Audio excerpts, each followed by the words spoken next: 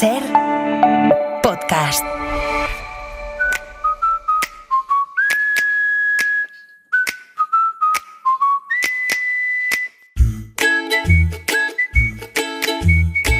El Faro, con Julia Molina. ¿Qué tal? Buenas noches. Hoy abrimos capítulo nuevo en este Faro y si no he hecho mal las cuentas con los datos que nos dio Lujo 6 hace unos días, el de hoy sería el capítulo 1324, que son muchísimos para estar repartidos solamente en 7 tomos, los que completan cada temporada. Del Faro podríamos sacar libros que pareciesen diccionarios, de los que uno consulta encima de una mesa porque es incapaz de sostenerlo entre los brazos. Pero es que en cada episodio habría muchas cosas que contar. Enseñanzas de los expertos, canciones, vuestros audios... Bueno, y el Suena la Vida. El Faro capítulo lo que la hemos echado al Suena la Vida de la bicicleta. Ay, cuántos capítulos ha tenido esto. Que si una cosa, que si otra cosa, y era tan fácil como limpiar la cadena. Ay, es que se nos va la pinza buscando lo difícil con lo facilito que es todo. Venga, un abrazo de la Luperana Jarota. Buenas noches a todos. ¿Sabéis cuando en una saga uno lee el último libro y piensa esto se podría haber resuelto en el último capítulo del libro anterior? Pues con este Suena la Vida nos estaba pasando justo eso, que sentíamos que la novela se estaba alargando demasiado. Pero apareció un personaje inesperado, José Manuel, que consiguió que por fin pasásemos página. Así que abrimos capítulo nuevo. Bienvenidos al Faro.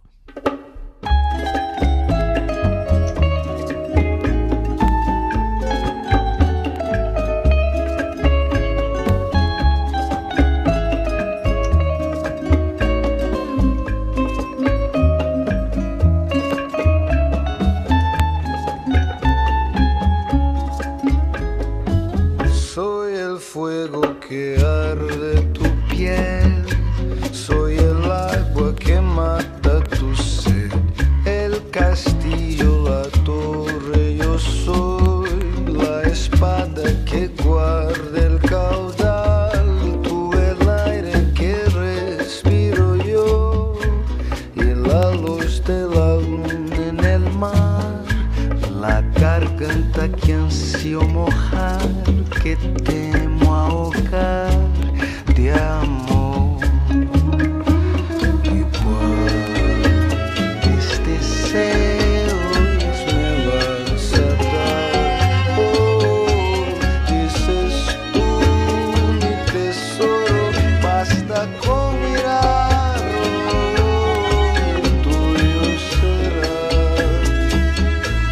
y tuyo será. Buenas noches, gentes del Faro. No es que yo sea un exquisito, pero no me pongo ya con series que vayan más allá de 10-12 capítulos. Vamos, he visto Vikingos, Breaking Bad, Los Serrano, La Casa de Papel, Homeland, Ozark, pero claro, las he cogido desde el principio. Así que ya os digo que no voy a jugar con los tronos. Greg, ahí lo dejo y seguiremos fareando. Garganta que ansío mojar, que temo ahogar.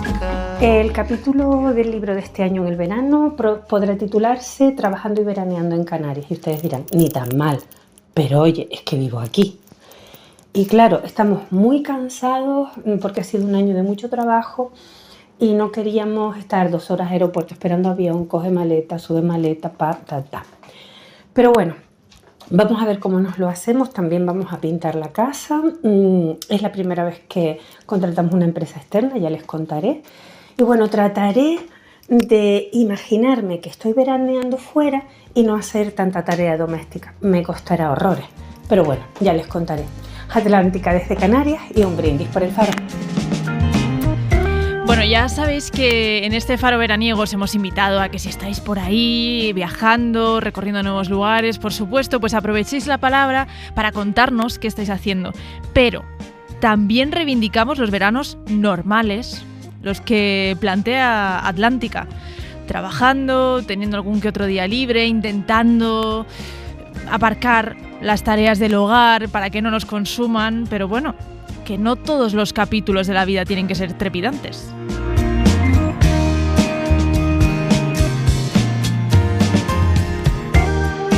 Hola Julia y equipo de verano.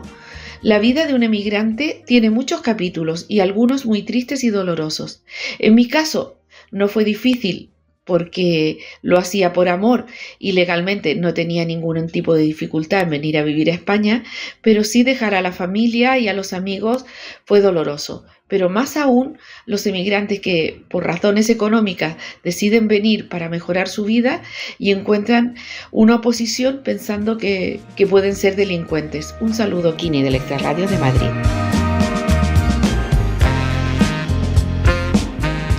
Recapitulando, se podría decir que cada audio para el Faro inspira un nuevo capítulo en el libro de mi vida. Un libro que empieza a tener un grosor considerable. Cuando los escucho cronológicamente, noto el cambio brutal que mi vida ha experimentado en estos últimos 4 años. No capitulé cuando pintaban bastos y ahora disfruto de un libro que no quiero que se acabe. Y el mejor capítulo está por escribirse y será en agosto. Soy Oscarini, el riojano Granay.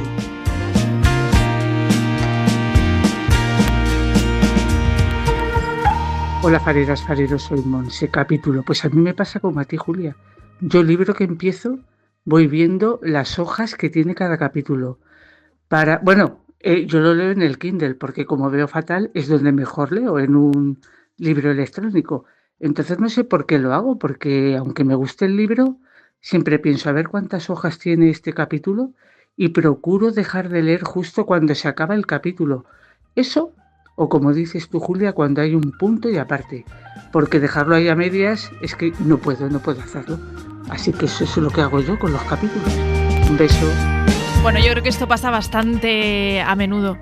Es ese miedo a quedarnos por la mitad, también es cuando lo retomas, no sabes muy bien por dónde ibas, tienes que volver a releer, así que sí, nos gusta acabar capítulo o por lo menos acabar en punto. No te vas a dejar una frase a medias para seguir al día siguiente.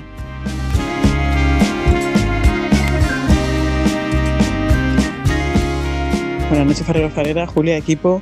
Pues mi sobrino, el devorador de libros, tiene como manía leerse los capítulos enteros, aunque sean muy largos, como pasa en el libro que está leyendo ahora, que tiene que organizarse el tiempo para que pueda leer el capítulo entero.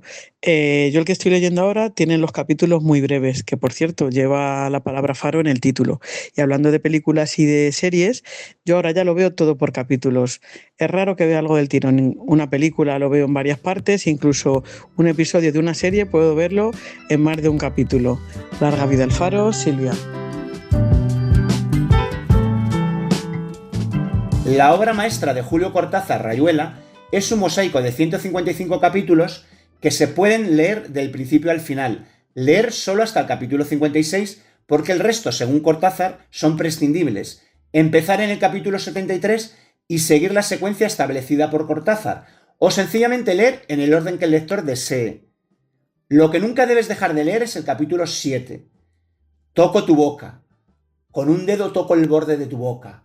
Voy dibujándola como si saliera de mi mano, como si por primera vez tu boca se entreabriera, y me basta cerrar los ojos para deshacerlo todo y recomenzar. Hago nacer cada vez la boca que deseo. Besos cortazarianos, Santi de Madrid.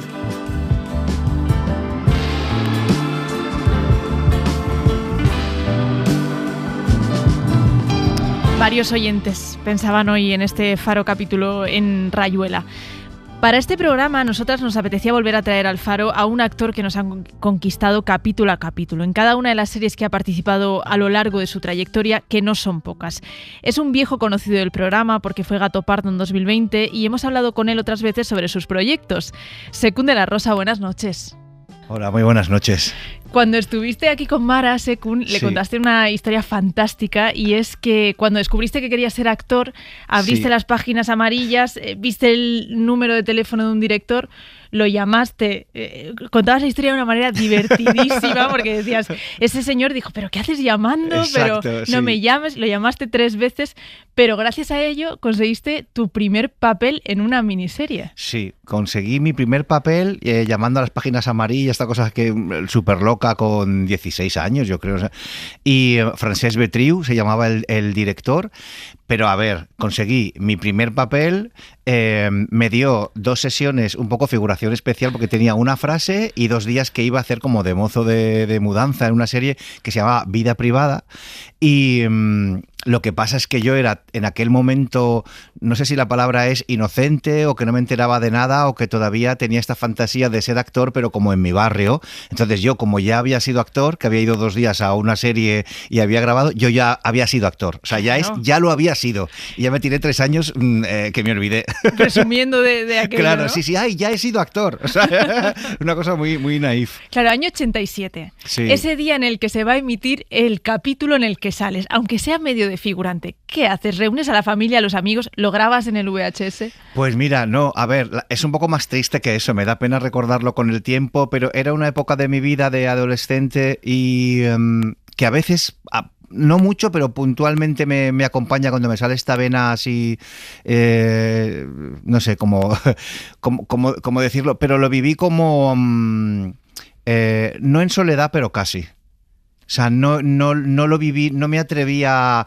¡Ay! He hecho la serie... no. Es que ¿lo sentías con un poco de pudor o...? Lo sentía con un poco de pudor. En aquel momento era como que la realidad, el barrio, el mundo, todo... Era un adolescente que muchas cosas me pesaban, aunque era un adolescente feliz, pero había como mucha cosa diferente a lo que yo quería en la vida. Entonces eso era como mi fuga. Y recuerdo que hice esas 2 sesiones, que entonces no sé bien siquiera que se llamaban sesiones. Para mí era que había ido 2 días a un rodaje, ¿sabes? Ya está, 2 días, ¿sabes? No decía ni siquiera la palabra sesión. Y entonces lo viví como muy para mí y luego el día que sí que estuve muy atento a ver cuándo se emitía, porque la daban los jueves, era una miniserie de 4 capítulos y fue el último jueves casi de la penúltima secuencia, ¿sabes? Como casi el acabar de la serie. Pero ahí te viste, ahí me vi, sí, ahí me vi. Y además me vi con seudónimo. ¿Cómo con seudónimo? Sí, porque yo dije que me preguntaron, ¿quieres un nombre artístico? Entre todas las cosas que me pasaron para esos 2 días, otra fue que me dijeron, claro, es que me llamo Secundino de la Rosa. Sí. Entonces, Secundino en el año 87 para un adolescente era una cosa como, si yo ya era bizarro cuando fui a hacer la prueba con mis gafas, mi bigote sin afeitar, desde mi barrio hasta la otra punta de Barcelona, sin saber lo que era un currículum ni nada, bueno, todo lo que conté aquí, las páginas amarillas. Y te pones Sergio, ¿no? Claro, yo me puse Sergio Márquez. Sí, que fue el seudónimo que utilizaste aquí en El Faro. Exacto. Bueno, luego vas apareciendo en grandes series españolas, en grandísimas series españolas, de esas que congregaban a la familia entera frente a la televisión, Compañeros, 7 vidas, Cuéntame, y finalmente llega la serie que es el boom, lo que hace que yo creo que te reconozca todo el mundo por la calle, que es Aída. ¿Qué recuerdos tienes de la grabación de una serie que era semanal y en la que estuviste casi 10 años? Wow, bueno, pues de Aída tengo muchos recuerdos. También, mira, es que ¿sabes lo que pasa? Que ahora me estás haciendo la entrevista y estoy en un momento muy... casi diría de los más peculiares. O sea, si recuerdo mi vida por capítulos, ¿vale? El capítulo este de llamar a las páginas amarillas y querer ser actor, casi sería lo más peculiar en esa adolescencia. Y ahora estoy viviendo como un momento, como hemos hecho la película de Aída, sí. Y como hemos hecho la película de Todos los lados de la cama, como una especie de segunda parte cuando ellos ya han pasado 20 años, y lo de Superstar, que es una serie que también ambientada en los 90-2000, es como que estoy como en una especie de viaje al pasado. Entonces, me están pasando muchas cosas, tanto emocionales como de darme cuenta yo en mí mismo de cómo ser. Entonces, claro, en esta entrevista me has pillado ahí como, no en un momento muy normal, en un momento como casi de pasar pantalla, ¿sabes? A otro capítulo real de la vida, que eso pasa poco. Y desde Aída, es curioso porque ahora al hacer la película, los compañeros... no sé si sabes algo de cómo va la película. No sé mucho. Bueno, no sé si tampoco me dejará Paco León, que es el director, hacer Claro, no sabía si te podía preguntar mucho spoiler. Pero yo, por ejemplo, Aída lo viví de una manera muy... feliz, muy inocente también, muy como con mucha ilusión, porque siempre había hecho capitulares, siempre había hecho cosas. Entonces, para mí el hecho de ir a una serie, porque la primera temporada que yo fui a Aída fui para hacer un capítulo. Y como hice un capítulo y les gustó, al poco tiempo me llamaron para hacer otro y me dijeron, pues en la siguiente temporada te vamos a llamar 2 o 3 veces para que Mauricio salga su hermano un poquito más. O sea, yo fui entrando muy de a poco. y con mucha ilusión, porque vengo del teatro alternativo. El teatro no es que te dé una economía suficiente. Entonces yo lo vivía como de, qué bien, ¿sabes? Otro sueldito, otro sueldo. Claro, también porque quizás no tenías que pasar tanto tiempo en el plató de Aída y porque lo combinabas con el teatro y con otras cosas. Exacto, yo hacía mis capítulos de Aída, me volvía al teatro, por suerte me empezaban a llamar para hacer algunos papeles en cine. Entonces yo iba y venía y no lo vivía con esa sensación. Por eso te decía que ahora al hacer la película me ha sorprendido mucho, porque en la película, claro, hemos comentado las sensaciones de los actores que estuvieron en la serie durante 10 años, y no sabía de las vivencias de Eduardo Casanova, de Ana Polvorosa, de David Castillo, de la propia Carmen o de Paco, de todos, que han tenido al estar en una serie. Ellos estaban siempre, todo el rato, y en unas edades, unos eran muy niños, otros ya experimentados. Entonces a mí me pilló en un momento muy, muy tranquilo y muy feliz. Sí, es que además Aída pertenece a ese grupo de series de otro momento televisivo que las series duraban muchísimo tiempo. Cada temporada tenía una barbaridad de capítulos. Sí, total. He estado, de hecho, revisando y ahí la 9ª temporada, por ejemplo, tiene 46 capítulos. Es una barbaridad. Claro, supongo que para los actores esto era un desgaste total. Bueno, también había una parte bonita. A ver, Aída tenía muchas cosas chulas. Una, la que tenía era el equipo de Globomedia, que en aquel momento lo capitaneó, no sé si era Écija, Velilla, bueno, también estaba Emilio Aragón en la productora. Entonces, el amor a la televisión era muy grande, y entonces Aída, que era como el spin-off de 7 vidas, bebía mucho de las teleseries americanas, Te quiero Lucy y todas aquellas series, donde yo creo que llega hasta el tiempo de Friends, donde era chulísimo cómo se grababa. El lunes se hacía una lectura de guión, con todo el equipo, con todos, tal. El martes se repasaba ese guión, se iba como afianzando los textos que podían ser mejorables, los sketches y las cosas, casi como los showrunners de ahora, pero sin showrunner, con el equipo de guión, que eran como showrunners y con su cabeza de jefe de equipo. Ya las cámaras empezaban a ver lo que el director, el realizador, cómo iba a querer la cámara. El tercer día se empezaba a ensayar poniéndolo en pie todo, en las diferentes secuencias. El jueves se ensayaba todo y el viernes se grababa con público. Entonces tenía mucho de teatro en vivo, con todo el público, las risas eran reales, y se hacía, y el público veía cómo lo hacíamos, cómo lo acertábamos, cómo nos equivocábamos, y era espectacular, porque te daba tiempo a montar casi una obra de teatro a la semana grabada. Claro. Yo siento que ese formato quizá ya no se lleva tanto. No. Ahora se apuesta por unas series que a mí me parece que cada capítulo se asemeja más a una película, y es justo lo que pasa con la serie que se estrena mañana en Netflix, en la que tú participas, que se llama Superstar. Es una miniserie de 6 capítulos sobre un personaje de la televisión archiconocido, Tamara Llurena, la cantante de No Cambié. Al pensar que ha cambiado, sigo siendo la misma de ayer. En mi vida sucedió es tan fuerte la canción. Bueno, es que es tan fuerte la serie también. Es la fuerte la Yo serie. he visto algunos capítulos, parecen películas cada capítulo. Ahora que me comentabas ese tipo de rodaje en Aída que se asemejaba al teatro, grabar una serie así se asemeja más al cine. Muchísimo. Yo todo lo que he rodado con Vigalondo y con Claudia Costafreda, la otra directora de la serie, y todo lo que he trabajado con ellos y con los compañeros, el guión y cómo se ha dado la serie, porque había muchos días para cada capítulo, lo he vivido con el tempo y con la necesidad de trabajar en cada secuencia como si fuera una película. O bueno, también hay series que se trabajan mucho, y hoy en día, como llamamos película a lo que se entiende por película, pero en realidad el celuloide ya no existe, ya no se graba con cámara de cine. Claro. Casi todo se graba ya, ¿sabes? Como en 5K y jaleos y HB y la otra, las cámaras y tal.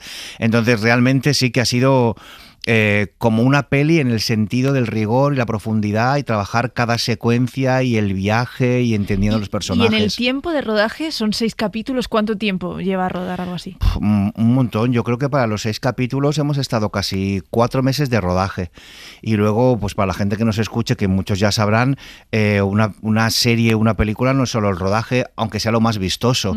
O sea, es como, igual que en teatro hay desarrollo, nudo, desenlace, en un rodaje de cine o televisión hay prerrodaje, rodaje y postproducción o posrodaje. Claro. Entonces, casi un año de trabajo para mucha gente. Y se nota, Sí. En la serie tú interpretas a Leonardo Dantes, pero que el público no espere ver a 2 personajes retratados desde la crueldad con la que se les veía en el año 2000. No sé qué pensabas antes de hacer esta serie de tu personaje y qué piensas después de hacerla. Bueno, aquí también me remito un poco a lo que te he dicho al principio del momento de cambio mío, pero creo que es un poco global. Yo creo que cuando vivimos esto, la gente que vivió la tele del 2000 y tal, no lo ve con los mismos ojos con los que podemos ver ahora la situación.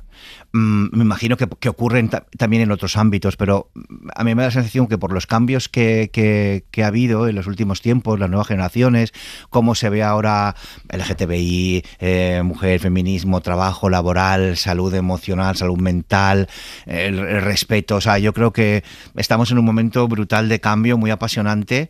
No sé si eso podría haber existido ahora. Entonces, ¿cómo era este universo de Tamara y Leonardo y Paco Porras, todos esos, y cómo se les trató en televisión hace 20, 25 años? Creo que ahora mismo... Mira, yo estos días que me han preguntado en la promoción, para mí lo más interesante de todo es vencer los prejuicios, porque hay mucha gente que se puede pensar, como en su momento se rieron de ellos, que no sé si ellos también participaron de la mofa, pero como se rieron de ellos y todo era como una especie de guasa, aunque fueran seres humanos, reírse de ellos, porque no eran personajes de ficción, eran personajes reales. Sí.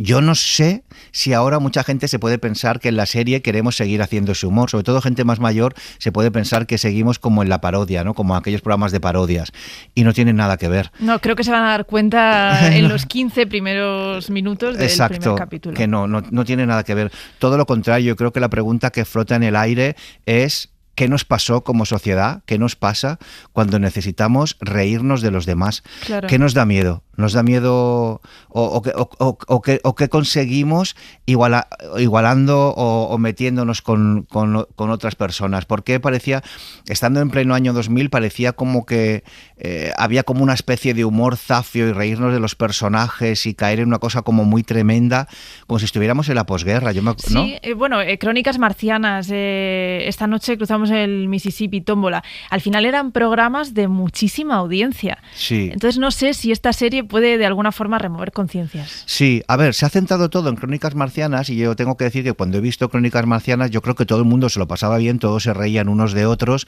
Es verdad que había una especie de burla hacia estos personajes que invitaban. Tampoco sé si ellos querían participar de esa burla, pero bueno, tantos quisieran participar como no, sí que me parece tremendo. Pero también me parece tremendo todo lo que ocurría alrededor, que invita mucho a la reflexión. ¿Por qué cuando iba Tamara a cantar o se equivocaba cantando, o por qué cuando iba a un bolo había tanta gente que iba como a burlarse? ¿Por qué cuando iba Leonardo Dantes a una discoteca, que lógicamente no es Maluma, ni es Alejandro Sanz, ni es Karol G? La gente que iba, o sea, no te lo digo porque canten mejor o peor, sino porque son productos de su época y son jóvenes y la gente va a bailar y tal. ¿Qué esperaba la gente cuando iba a una discoteca a hacer el baile del pañuelo con Leonardo Dantes? ¿No? ¿Se burlaban, lo reían, lo disfrutaban de verdad?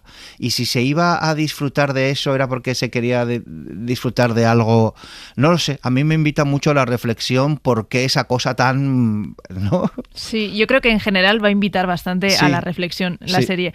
¿Tú dirías que es una miniserie para ver atracón de capítulos o es mejor uno a uno e ir reflexionando cada capítulo? Bueno, yo creo que es una serie muy especial, con toda la cinefilia que tiene Vigalondo y Claudia Costafreda, que son dos personas que aman el cine y lo cuidan y son eruditos.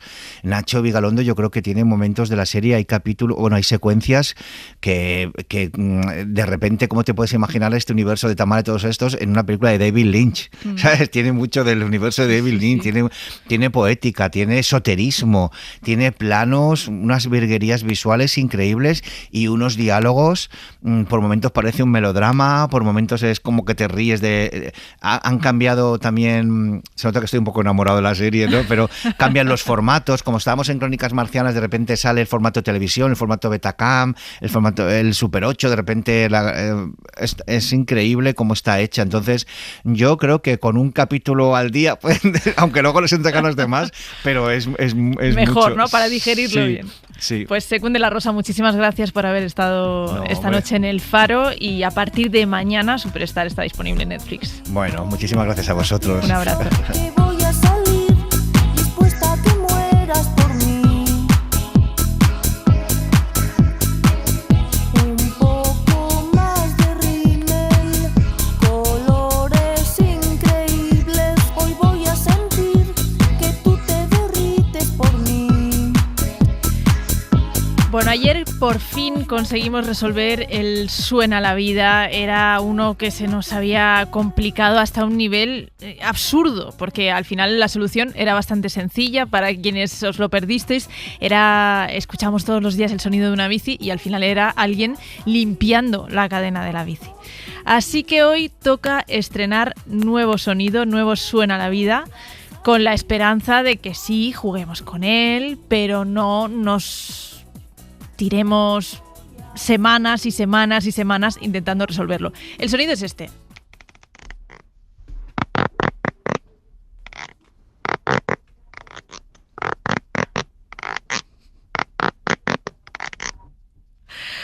Paloma se está riendo desde el otro lado del estudio, no sé por qué, no sé a qué le recuerda este sonido. 900, 100, 800. Alejandro, no sé si podemos volver a escucharlo para que los oyentes lo tengan perfectamente claro en su cabeza. A ver.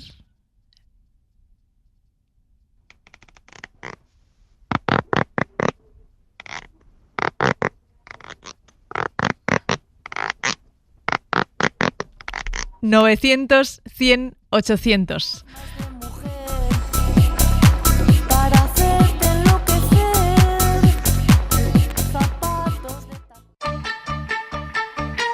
El Faro. Con Julia Molina.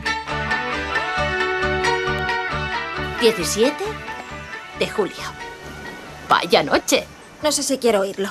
Yo sí. Sam me ha llevado en barca a la isla. Es aquí, es Calocairi. Bailamos en la playa, nos besamos en la playa y... ¿puntos suspensivos? ¿Qué? Puntos suspensivos, es lo que se decía antes. ¡Oh, no sigue! Sam es mi hombre, sé que lo es. Nunca me había sentido igual. Honey, honey, how he thrills me. Honey, honey. Honey, honey, nearly kills me. Honey, honey. I've heard about him before. I wanted to know some more. And now I know what they mean. He's a love machine. Oh, he makes me dizzy. Leyendo el capítulo del día 17 de julio del diario de su madre, es como Sophie descubre que hay 3 hombres que pueden ser su padre, así que los invita a los 3 a su boda en una maravillosa isla griega para descubrir quién de ellos es. Así empieza Mamma Mía, la película protagonizada por Meryl Streep y por Amanda Seyfried con canciones de ABBA, y nos hemos acordado de ella porque efectivamente hoy es 17 de julio y bueno, porque esta música nos transporta directamente al mar azul turquesa de Grecia.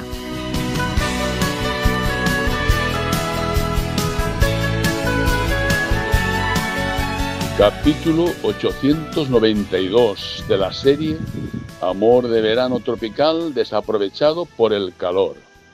Carlos Darío Jesús la mira fijamente y le dice: hola, Ana Luisa Gabriela levanta su mirada y con los ojos llorosos le contesta: hola. ¿Habrá conversación más interesante? No te pierdas mañana el próximo capítulo. Bona nit, paristes, Segarreta de la Vall, la nostra vida està plena de capítols, uns bons i els altres millor. Adéu, adéu.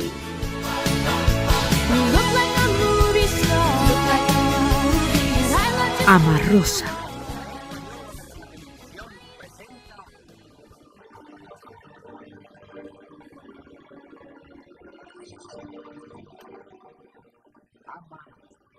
Amparo, Amparo, te necesitamos. Abre los ojos. No se preocupe, doña Isabel. Amparo, tienes que vivir para mí. Este es uno de los capítulos de telenovela, la banda sonora que me ha acompañado en los diferentes capítulos de mi vida, mundos de desamor y tragedia, y quizás ahora por eso las escucho, mientras pinto, escribo o coso. Me arropan, pero ojo al dato, novelistas y guionistas que prolongáis las novelas y series con capítulos y más capítulos, deciros que esto cansa y aburre. Un buen final es mejor recompensa que una agonía prolongada. Salve y ustedes lo pasen bien de Mar de Málaga.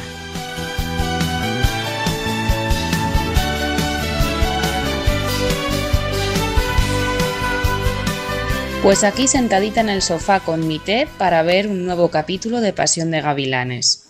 ¿Cuántas veces he visto esta novela? Indefinidas. Y es que no me canso. No solo se atrevieron a meterse en nuestros predios, sino que además atacaron alevosamente a Fernando. ¿Quién es ese hombre?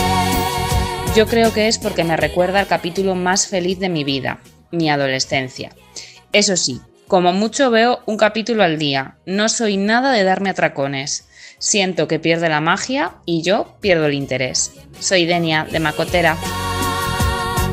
Siempre seré yo su dueña, por la que no duerme, por la que se muere, por la que... Creo que escribir el capítulo final de una novela no es para nada sencillo y es pues de lo que más adolecen los escritores, porque te puedes encontrar muchísimas novelas con un argumento muy bien estructurado, muy bien desarrollado y que se cierra con un final bastante decepcionante. Te digo novelas, como también te digo, sobre todo series, ¿vale? Para mí, el mejor capítulo final que cierra de manera redonda una novela es la que escribió Oscar Wilde, El retrato de Dorian Gray, que me parece, vamos, una obra maestra de cierre, de conclusión. No sé a vosotras qué os parece, no sé si tenéis algún capítulo final favorito de vuestros libros. Venga, aquí, Bosco de Zaragoza.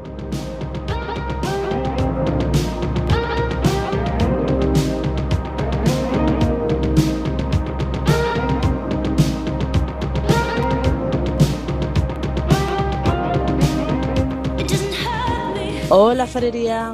Después de vernos las 4 temporadas de Stranger Things y esperarnos más de 3 años para la 5ª y última temporada, nos anuncian que van a estrenar unos pocos capítulos el 27 de noviembre, otros pocos más el 26 de diciembre y el capítulo final el 1 de enero. ¿Pero esto qué es?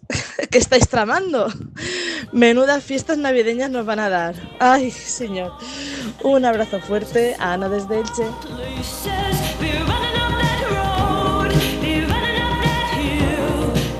Hola, fareros y fareras. Hay un capítulo de la vida que se cierra cuando cambiamos de trabajo y para todos los formularios hay que enviar la misma información repetida una y otra vez.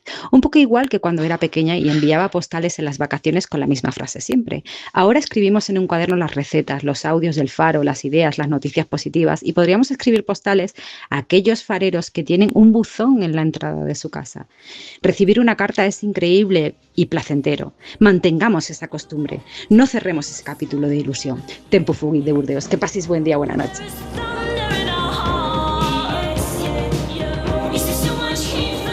Saludos, Julia, equipo y fareros. Capítulo 4, temporada de verano. Y la pregunta es, ¿pertenece a la temporada 7 o a la 8? Bueno, espero salir de dudas. Buenas noches, Tomelloso. A ver, digamos que el verano de alguna forma está en una especie de limbo en un paréntesis, vamos a decir. Pero, en cualquier caso, yo diría que de pertenecer a alguna temporada, yo lo cuento dentro de la temporada 7. Es como el bis de la temporada 7. Desde luego nunca sería la temporada 8, porque la temporada 8 empieza religiosamente el primer día de septiembre. O sea que espero haber aclarado la duda de Tomelloso.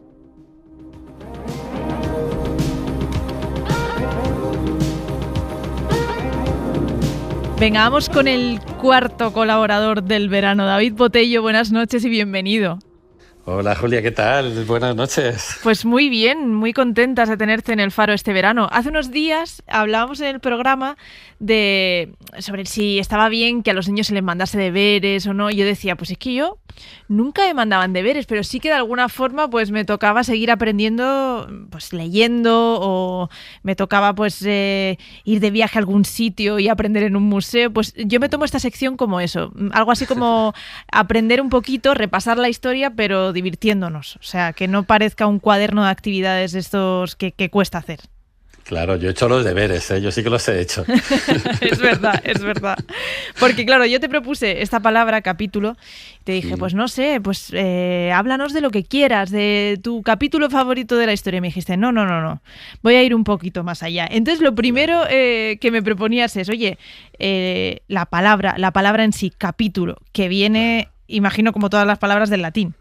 Pues viene del latín, efectivamente, viene de capitulum, que es el diminutivo de caput, que es cabeza. O sea que, aunque suena cosa muy seria lo del capítulo, en realidad es algo así como una cabecita, ¿no? Una cabeza pequeña. Capítulo es cabecita en latín, más o menos.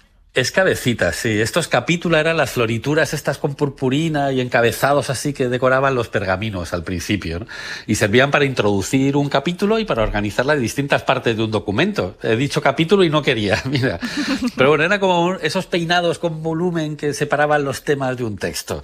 Con el tiempo estos adornos se vinieron arriba y pasaron a ser la manera oficial de partir un texto en contenidos diferentes bien marcados. Y así es como nacieron los capítulos que conocemos hoy y que te salvan pues cuando tienes que buscar algo sin tenerte que tragar el libro entero, ¿no? Sí, aunque te diría que no sirven de nada los capítulos si no está el índice, porque si no también tienes que navegar ahí entre capítulos.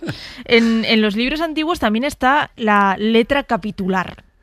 Claro, esta letra tan floripondeada, cuando una letra, pues se acabó llamando letra capitular, que es como la diva del abecedario, ¿no? Así como una letra grandota, muy arreglada, con los rizos, con la corona de filigranas, y plantándose al principio de un texto para avisar, oye, que aquí empieza una nueva sección.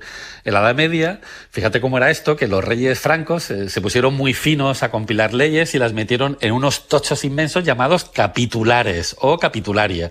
Y todo este rollo legal estaba dividido por capítulos, que eran los capítula, ¿no? En latín. Y aquello era como una especie de festival ordenadito de pergaminos, de sellos oficiales, de caligrafía de domingo, porque era todo así como muy fino. Y ya solo faltaba alguien que tuviera la paciencia de leer aquellos tochos, que yo desde luego no los he leído, ¿no? Y estos eran los capitulares o las leyes de los francos. Claro, o sea que de haber hecho este programa en la Edad Media dedicado a la palabra capítulo, todos los oyentes no nos podrían haber mandado audios, no sé, nos habrían mandado, imagínate, palomas mensajeras y relacionarían la palabra con la burocracia, o sea, les parecería una palabra aburridísima. Aburridísima, claro, porque imagínate la cantidad de leyes que sacaron los francos, ¿no? Y de esos capitulares, sobre todo de las letras capitulares o de las leyes capitulares, salió el verbo capitular, que empezó siendo una especie de palabra fino para cerrar acuerdos por escrito y acabó significando rendirse con papeles de por medio. O sea que cuando te rendías, pues todo se redactaba por capítulos, como si la derrota necesitase a alguien que pusiese orden ahí, ¿no? Qué gente tan ordenada la del pasado. Efectivamente, claro. Por ejemplo, cuando una ciudad caía, pues sacaban las plumas, se redactaban los puntos del acuerdo y se firmaban unos documentos que se llamaban capitulaciones. O sea que los vencidos escribían su último capítulo pues en tinta solemne para que aquello fuese ya oficial. Y si una pareja se ponía romántica en vísperas de una boda con cláusulas, hacían lo mismo, pero con más confeti. Entonces también firmaban las capitulaciones. Rendirse o casarse, todo cabía en un documento con capítulos que olían a contrato o de rendición o de casamiento. Anda, y las capitulaciones matrimoniales pues se mantienen hasta el día de hoy. Y efectivamente. Las que son de rendición, si nos vamos a un capítulo concreto de la historia, pues las más conocidas quizás sean las de Granada, ¿no? La rendición de Granada. Efectivamente, ese 2 de enero de 1492, después de casi un año de asedio, los Reyes Católicos montaron un teatrito final de la conquista de Granada cuando Boabdil entregó las llaves de la ciudad con cara de tragedia y el corazón partido, como si aquello fuese un acto espontáneo y solemne, pero realmente todo estaba pactado desde hacía mucho tiempo, ¿no? Cuando firmaron las famosas capitulaciones de Santa Fe, que prometían a los moros mantener su religión, su forma de vida, sus costumbres y hasta su lengua. A Boabdil también le dejaron las alpujarras de premio de consolación. Y aquellas cláusulas eran como una especie de ramo de ilusiones secas, todo como muy civilizado, hasta que los Reyes Católicos, que eran muy suyos, se guardaron en la manga el derecho a olvidar sus promesas cuando les diera la gana. Claro, porque firmaron esto de que los moros podían mantener su religión, su forma de vida, luego no fue exactamente así. Luego no fue exactamente así, eso ya pasó con Felipe II, ¿no? Cuando las reglas de las alpujarras y demás, ¿no? O sea que hubo mucho jaleo, ¿no? Con las capitulaciones de Granada. Y luego también hubo una capitulación muy famosa, unas capitulaciones en Santa Fe, en el mismo año, el mismo sitio, la misma mesa polvorienta, el mismo paripé, distinto negocio, y en abril, cuando Colón y los Reyes Católicos firmaron las otras capitulaciones de Santa Fe, que fue un contrato que también huele un poco a chanchullo, porque, a ver, Castilla pagaba la fiesta oceánica de Colón y a cambio se quedaba con la titularidad de las tierras que Colón ha descubierto, dice literalmente, como si ya las hubiera descubierto. O sea, porque todavía no había salido. Y a cambio, Colón exigía el virreinato perpetuo, el gobierno de las nuevas tierras, el título de almirante de la mar Océana y el 10% de las ganancias que generase aquella nueva ruta. Que eso sí que era un bonus bien gordo. Era un pelotazo histórico antes de poner un pie en la otra orilla. O sea, imagínate cómo fue aquello. Claro. Pero cuando me dices que huele a chanchullo, es que tú crees que estas capitulaciones se firmaron después, a la vuelta. No, se firmaron a la ida. Lo que yo creo que más o menos todo el que ha estudiado este capítulo de la historia de España está convencido de que Colón sabía dónde iba. Y ya, pues de alguna forma había convencido a los Reyes Católicos de, oye, que yo sí que sé dónde voy a llegar, ¿no? Vale. O sea que claro, no fue tanto descubridor de América, ¿no? Bueno, se habla de un navegante desconocido, ¿no? Que tiene incluso una estatua en Huelva, o sea que bueno, pues no se sabe, pero es bastante probable. A ver, el mar era muy complicado, entonces tener esa ruta tan trazada y ser consciente de dónde iba y de cómo tenía que volver, sobre todo, eso no era fácil en esa época. Entonces Colón fue directo, no dudó y volvió directo, tampoco dudó. Eso quiere decir que algo sabía. Alguna información tenía. Algo sabía, sí. Y luego está lo de llamar a capítulo. Llamar a capítulo es muy interesante también, sí. ¿Qué capítulo hay de la historia sobre esto? Pues el capítulo más famoso, o el señor al que llamaron a capítulo más conocido, es el Gran Capitán, el héroe castellano de la Guerra de Nápoles, que pasó de soldado vencedor a virrey, nada menos, de Nápoles. Cuando murió Isabel la Católica, Fernando el Católica le dijo al Gran Capitán, oye, vente para Aragón. Y esto fue muy complejo, ¿no? Muy complicado, porque unos le decían al Gran Capitán que lo que quería era darle el maestrazgo de la Orden de Santiago, nada menos, que era el premio gordo por la campaña italiana que había hecho. Otros sospecharon, bueno, que le estaba llamando a capítulo, que lo que quería era cantarle las 40 y preguntarle dónde estaba la pasta que le habían dado para aquella guerra. Pero en realidad parece que Fernando lo que sí que quería era pues ir sacando los ejércitos castellanos de Nápoles antes de que el Gran Capitán se viniera arriba y que se quedara el reino por su cuenta, o peor todavía, que a Juana la Loca y Felipe el Hermoso, que estaban de reyes de Castilla, les entrara la vena propietaria y les diera por pensar que como ellos habían pagado la fiesta y habían puesto la tropa para conquistar Nápoles, que el reino era castellano, era suyo y no de Aragón. Claro. Así que Fernando, que era un viejo zorro, pues pensó que lo mejor era cortar por lo sano. Sea lo que sea, tuviese en la cabeza lo que tuviese este señor, el Gran Capitán se plantó solito en Aragón y Fernando efectivamente le pidió explicaciones por el dineral que había volado en la campaña napolitana. No sé por qué, pero cuando estabas empezando esta historia, digo, estoy casi segura de que no le fue a dar el premio. O sea, efectivamente lo llamaban a capítulo. Lo llamaban a capítulo y además que el Gran Capitán, que era muy chulo, así muy así como muy aguerrido, pues empezó a cantar cifras, ¿no? Entonces dijo, he gastado 100 millones en picos, palas y azadones para enterrar a los muertos castellanos, 5 en guantes perfumados para esconder la peste de los cadáveres de los enemigos en el campo de batalla, 1 millón en frailes y pobres que rezaron por la victoria y otros 100 por la santa paciencia de rendir cuentas a un rey al que le he regalado un reino. Y así fue como se hicieron las cuentas del Gran Capitán y el tío se quedó tan ancho. Pero a este Gran Capitán no le cortaron la cabeza después de esto. No le cortaron la cabeza. Lo que pasa es que es verdad que, bueno, pues a partir de ahí ya no se sabe mucho más de él. Se sabe que sobrevivió, ¿no? El desafío. Y también, hombre, se supone que la épica castellana, pues a lo mejor le ha dado un papel, un protagonismo en esta discusión, que no era tal cual, pero lo que es cierto es que Castilla fue quien ganó esa guerra de Nápoles, con los ejércitos y con el dinero de Castilla, y luego se lo quedó Aragón. Esto sí que se sabe que es así. Es que a saber también cuántos capítulos de la historia están tan adornados como los capítulos iniciales que me decías al principio, ¿no? Que era eso de retocar arriba en los pergaminos, la parte de arriba, claro, decorarla, pues a saber cuántos capítulos de la historia no están tan decorados como esos. Claro, al final la historia es lo que nos han contado, ¿no? Es el relato. Y sí que es verdad que hay una historia científica que intenta analizar qué había de cierto y que no, de todas estas cosas que se nos han contado, pero al final sí que es verdad que es la lucha por el relato. Claro. Y ahora que me hablabas del Gran Capitán, en lo que has reparado también es que capitán tiene la misma raíz que capítulo. Sí, esto es una cosa que me ha sorprendido mucho, ¿no? Porque al final capitán viene de capitaneus, que ya significaba el primero de la fila.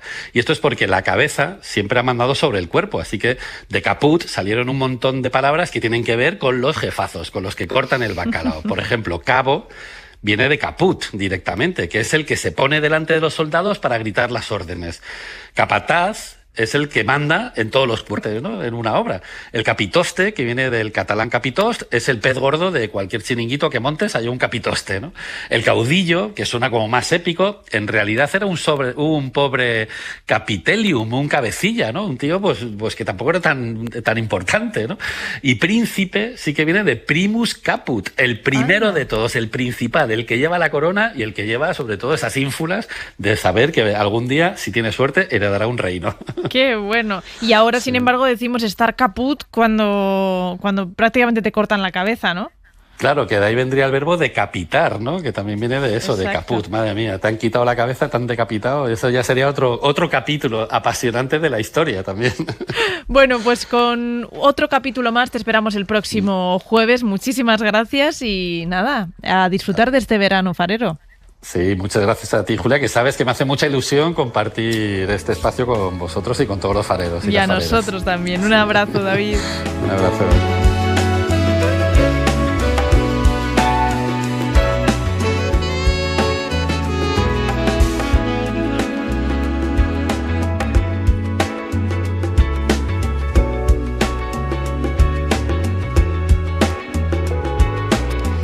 Bueno, hace unos minutos estrenábamos Suena la Vida y ya tenemos a los primeros valientes. Fijaos que siempre cuesta un poco que el Suena la Vida arranque, pero por lo que sea, no sé si es que venimos motivados después de esa bici infernal o si simplemente ha parecido fácil. El sonido es este.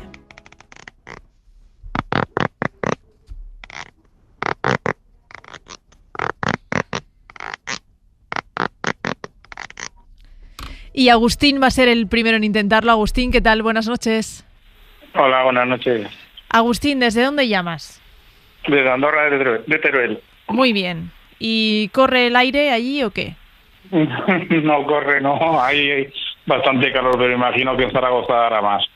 Seguro, segurísimo. Seguro. Quieras que no, en el pueblo normalmente refresca un poquito más que en la ciudad. Sí, está más alto.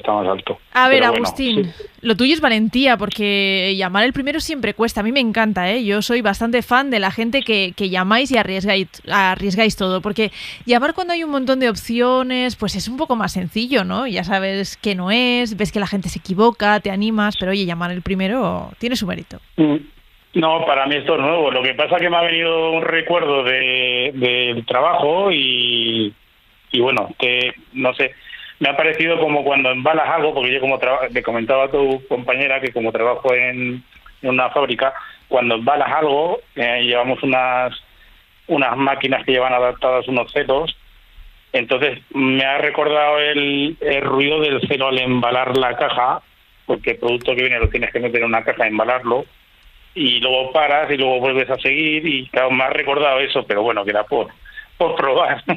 Vale, o sea, están embalando algo. Entiendo que el embalaje será de plástico o algo así. Sí, es como, digamos, un celo normal de uso común en casa, pero un celo grande, ¿sabes? Vale. Cuando se usa, pues, cuando embalas a lo mejor ropa cuando haces una mudanza o cosas así. Vale. A ver, vamos a escuchar el sonido pensando que es alguien embalando algo.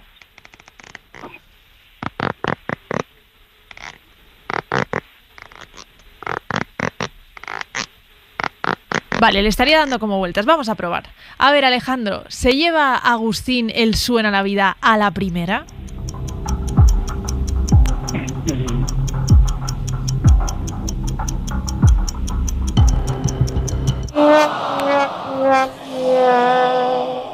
Bueno, me llevo la experiencia. Exactamente, exactamente. Oye, y desde luego te llevas mi admiración por ser el valiente que estrena el Suena la Vida. Agustín, muchísimas gracias.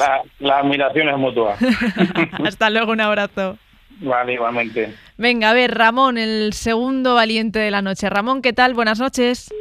Buenas noches tengan ustedes. Hola, Ramón, ¿desde dónde llamas tú? De Hornillos del Camino, Muy bien, ¿dónde está Hornillos del Camino? en la provincia de Burgos, en un pueblo de la España profunda que solo le anima al Camino de Santiago. ¿Y pasan muchos peregrinos estos días por ahí? No, ahora pocos. Porque hace mucho calor, ¿no? Entonces entiendo que igual eligen otra ruta. Sí, en vez de, como no les gusta madrugar, en vez de ir andando de Burgos a León, cogen el autobús en Burgos y se van a León. Ya. Pero si cuando hay luna llena se puede andar bien. Pero bueno, venga, a lo que vamos. A lo que vamos, venga. El Suena la Vida. ¿Tú qué crees que es? Raspando. Raspando. Dame más detalles. Ya sabes que el Suena la Vida es fino, hay que acertar. Puede ser raspar madera Vale. o raspar cuero. Raspando madera o cuero. Pues a ver, Alejandro, ¿se lleva el Suena la Vida esta noche Ramón a la España profunda como él la ha llamado? No lo creo. Un poco de optimismo. Que no, que nunca acierto.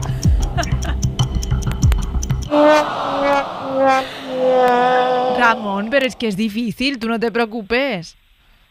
Que no te preocupes, que seguiré intentándolo. Así me gusta, esa es la actitud. Ramón, un abrazo. Venga, gracias, hasta luego. Venga, Agustín, que te tengo aquí ya al lado. Buenas noches. Buenas noches. ¿Te quieres arriesgar? No. Preferiría que no. No por nada, sino porque no lo he escuchado, entonces iría a ciegas. Venga, pues vamos a ponértelo, A ver. no te preocupes. Te lo ponemos, A ya ver. verás. A ver, que está por allí. Es que además el primero que lo ha intentado es un Agustín. Sí, tocayo. Qué pena que no se lo haya llevado. Pero bueno, a ver si lo consigo. A ver yo. si...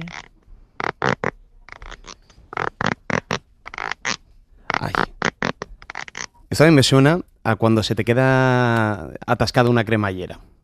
Y estás ahí forzando, intentando... ¿Puede ser? A ver. Una cremallera atascada. ¿Es el sonido de una cremallera atascada?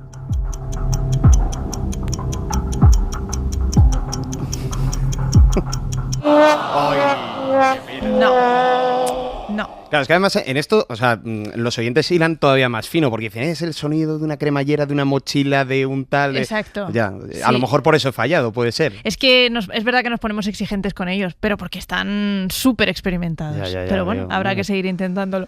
Bueno, ahora sí abrimos el Faro Actualidad, porque en estos momentos seguimos pendientes del incendio de la localidad de Méntrida, en Toledo, que ha obligado a desalojar a 50 vecinos de una urbanización cercana. Sí, el fuego ha calcinado ya pues más de 3.000 hectáreas y afecta también a la Comunidad de Madrid. Los bomberos y varios efectivos pues trabajan en esas tareas de extinción.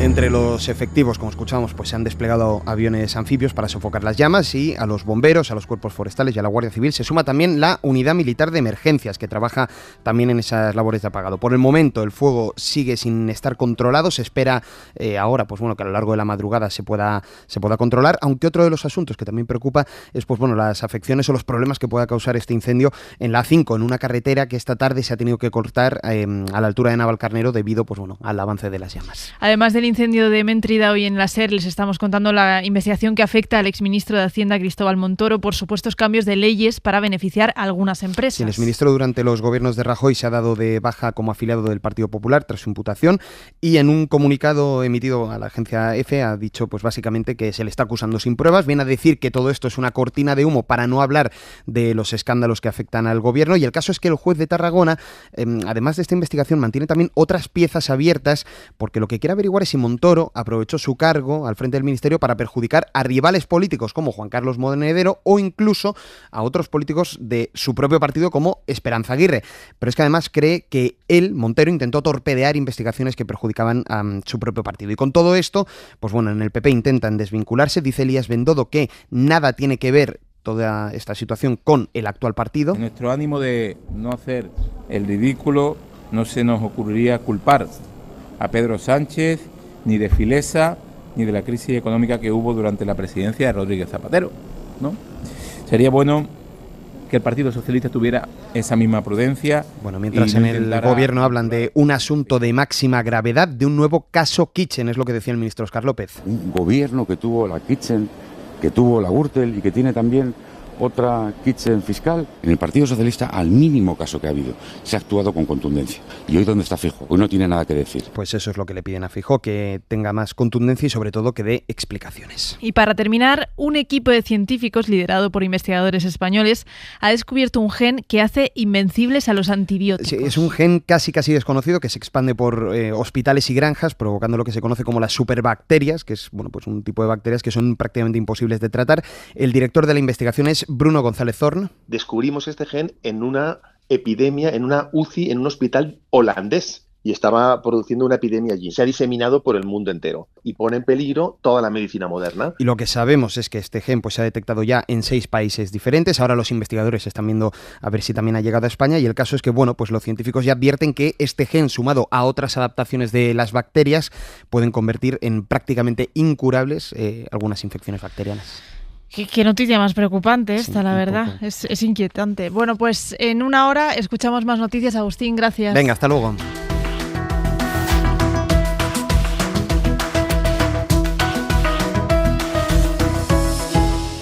En la cadena SER.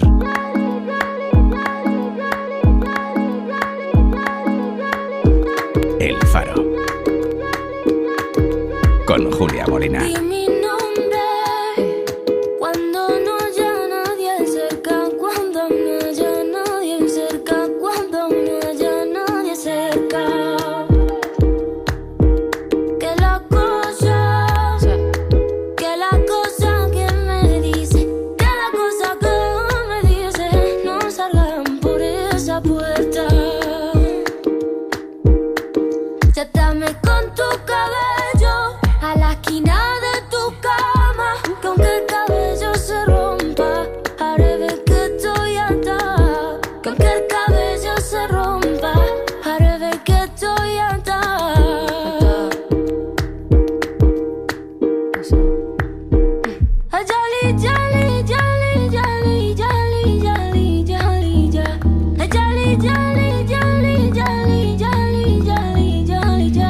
Abrimos esta nueva hora con Di mi nombre, el tema del segundo disco de Rosalía, El mal querer, porque cada canción de este disco es un capítulo que tiene como inspiración una novela medieval del siglo XIII. Esta canción, Di mi nombre, es el capítulo 8, se llama Éxtasis, y Rosalía la escogió esta novela porque estuvo prohibida, porque hablaba de la relación de la mujer con temas como el sexo, la inteligencia o la igualdad.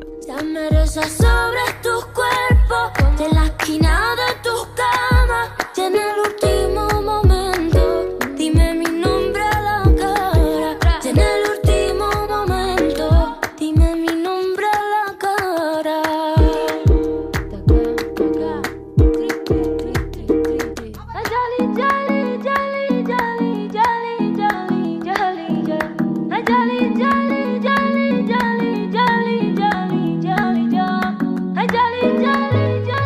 Imagínate que al leer un libro no exista la opción de volver la página atrás. ¿Con cuánta atención leerías ese libro? Eso es la vida. Esta frase que me mandó una amiga hace poco me parece tan cierta. No podemos volver al capítulo de atrás. No se puede volver en la vida a aquella página que yo volvería a vivir o a reescribir. Así que sed generosos, amables y tener cabeza. Que la vida es una. Y no estoy de acuerdo tampoco con la frase de la vida es muy corta. No, la vida es muy larga. Y hoy mismo estamos escribiendo ya el siguiente capítulo. Un besito, viajeras.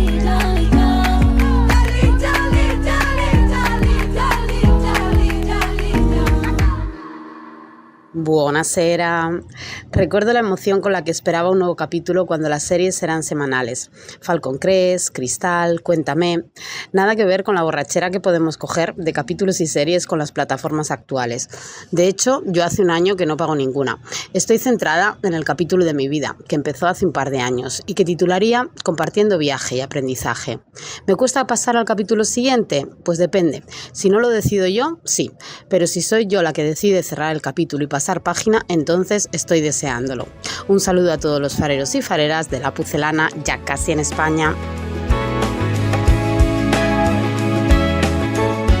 Hola fareros, abro capítulo en mi cuaderno Faro de verano y series he visto buenas y regulares. La serie que más recuerdo, cuyos capítulos son todos memorables, es Mujeres Desesperadas. La serie transcurre en Wisteria Lane, barrio residencial de clase alta. ¿No quieres sentarte?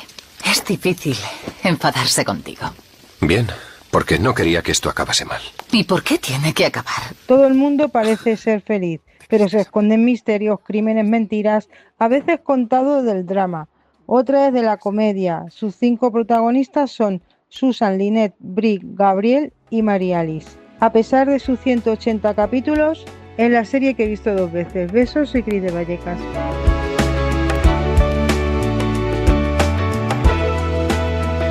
Dios es amor, la Biblia lo dice, Dios es amor, Juan Pablo lo repite, Dios es amor, búscalo verás. En el capítulo 4, versículo 8 primero de Juan.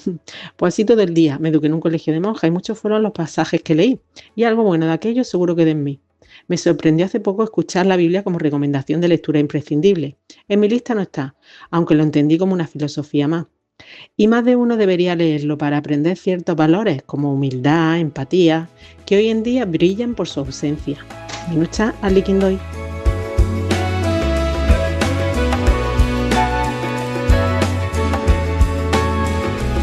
En verano tenemos nuestra propia serie, la de las sillas al fresco. Creo que vamos ya por la 3ª temporada y cada una no suele tener más de 7 episodios. En esta serie hacemos algo muy sencillo que se lleva haciendo en nuestro país toda la vida. Sacamos una silla a la calle, por la noche, cuando corre algo de fresco, para charlar con las vecinas, con los vecinos. El reto es intentar que cada semana nos acojan en un pueblo distinto, pero hoy teníamos que empezar como cada verano en Algar, en Cádiz. Antonia, buenas noches.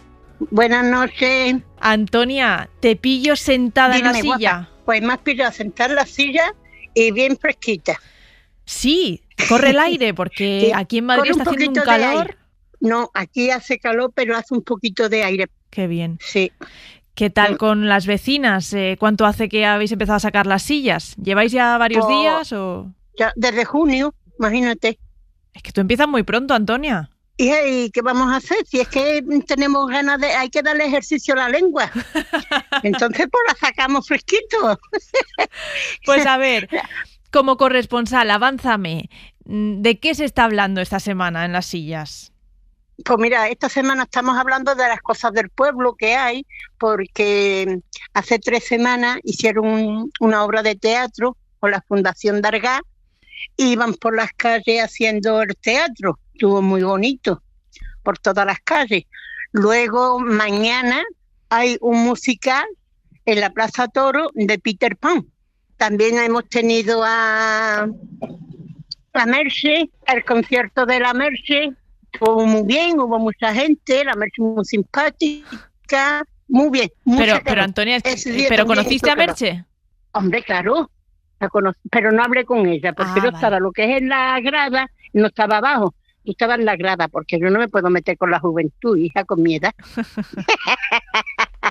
Oye, Antonia, total, pero estuvo... y te lo pasaste fenomenal. Oh, estupendamente. Yo me lo paso bien siempre. Eso es verdad. Tengo unas amigas muy buenas aquí en la barriada, luego también tengo mis amigas de salida, Aquí somos las de las sillas al fresco. Y luego tengo mis amigas que cuando salgo con ellas. ¿Y habéis a tomar organizado la ya cervecita. con las vecinas alguna cena de estas de sobaquillo? Que sacáis Pues mira, comida en la puerta y entre todas os organizáis un manjar.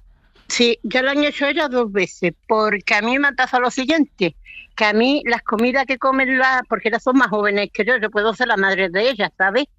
Y entonces a mí las comidas que comen ellas de pizza, de baguette, de hamburguesas de esa de burger, van a decir publicidad, de aire por ahí, y eso, a mí eso no me gusta. Ya. ¿A ti qué te gusta sacar a cenar? A mí, por mí para cenar, mira, la verdad me gustan las papitas aliñadas, me gusta una tortilla de patata, unos pimentitos fritos. Yo como de todo, pero esas cosas raras no me gustan. Claro, lo que tú comes, por lo que veo, Antonia, es de calidad. A ti lo que no te gusta es la comida basura, ¿no? Esa comida, eso no sirve para nada, y a esta gente eso es lo que le gusta, hija. Y no son capaces de hacerme una tortillita siquiera, ni un sándwich. Pero tú, teniendo esas vecinas que son más jóvenes que tú, ¿no les das, no sé, clases de cocina o en las sillas les compartes tus recetas? Anda, que se las compartan ellas, que para eso son, para pingonear, son las únicas. Y Sí. cuando las vecinas se van Estamos- por ahí de viaje, de vacaciones o lo que sea, luego la conversación es un poco más jugosa. Sí, ahora se ha ido mi vecina de enfrente, que ha estado 4 o 5 días en Málaga, y me ha venido contando lo bien que se la han pasado. Digo, ay, que me ponéis los dientes largos sin tenerlo, hija. Carmen todavía, la concejala todavía no ha ido de vacaciones porque ella las coge más tarde. Y Antonia, esta noche Dime. estamos haciendo el programa sobre la palabra capítulo. ¿Tú tienes alguna serie favoritísima? Pues la verdad que te digo una cosa, que yo tengo un marido que le gusta mucho el deporte. Mientras haya deporte en la tele, no tengo nada más que una tele. Hay deporte, tenis, moto, coche, fútbol y todo lo que venga bien. Pero tú, Antonia, también ves mucho deporte. ¿A ti también te gusta? A mí también me gusta, sí. Que nos has A mí me contado algún encanta, año. mira, a mí me gusta el fútbol, me gusta el tenis, a mí me gusta, pero y ahora con el calor no se mete uno en las casas de la tele. Las cosas como son. Ya. Porque las charlitas están más buenas que la tele. ¿Las qué? Las charlitas. Ah, las charlitas, claro, claro. Todo el verano, a la fresca. Pues nada, te seguiremos llamando a ver qué nos cuentas de esas Vale, conversaciones, tú no, me qué llamas sale cada por vez ahí. que quiera, ¿vale? Antonia, Vale. un abrazo grande. Igualmente, guapa, un Hasta besito. luego. Adiós, hija.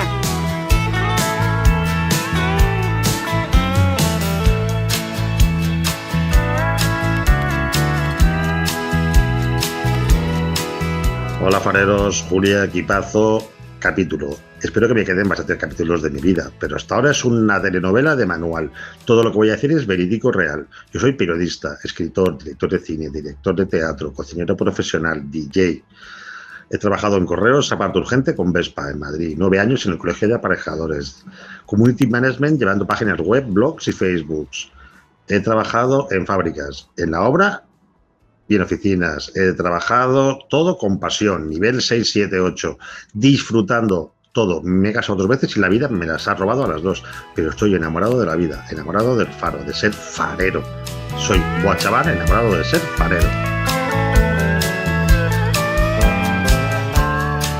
Buenas fareros, fareras, Julia y equipo. Palabra capítulo. Pues prefiero ver la serie capítulo tras capítulo y atragantarme con ello. Me gusta cuando leo un libro intentar llegar de capítulo a capítulo, si los tiene. Y lo que recomiendo es que si alguien piensa a contraer algún acuerdo conyugal, antes haga capitulaciones matrimoniales y dejen claro los futuros cónyuges antes del enlace de sus acuerdos. Porque un profesor me dijo una vez que los acuerdos hay que hacerlos cuando la pareja está bien, porque cuando se pone punto y final, después es más complicado llegar a cualquier tipo de acuerdo, como norma general. Beso siempre, la bala letrada. Consejo apuntado. Vamos a recordar el Suena la Vida, que está animadito hoy. Lo estamos estrenando esta noche y es este.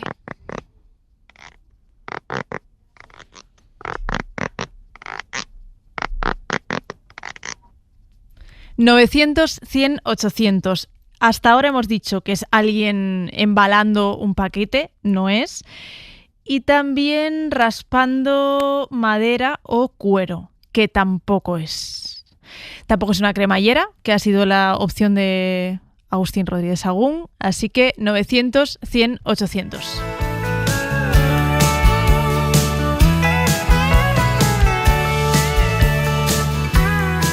Hola, ¿qué pasa, fanfareros? Voy a escribir un capítulo, pero capitulando, porque no se trata de tener la razón todo el tiempo, no. Hay discusiones que solo desgastan y capitulas, y no por no tener argumentos suficientes, sino porque antepones tu paz mental. Y ojo, no me parece un signo de debilidad, sino de madurez. Desde Valladolid, soy fan fatal.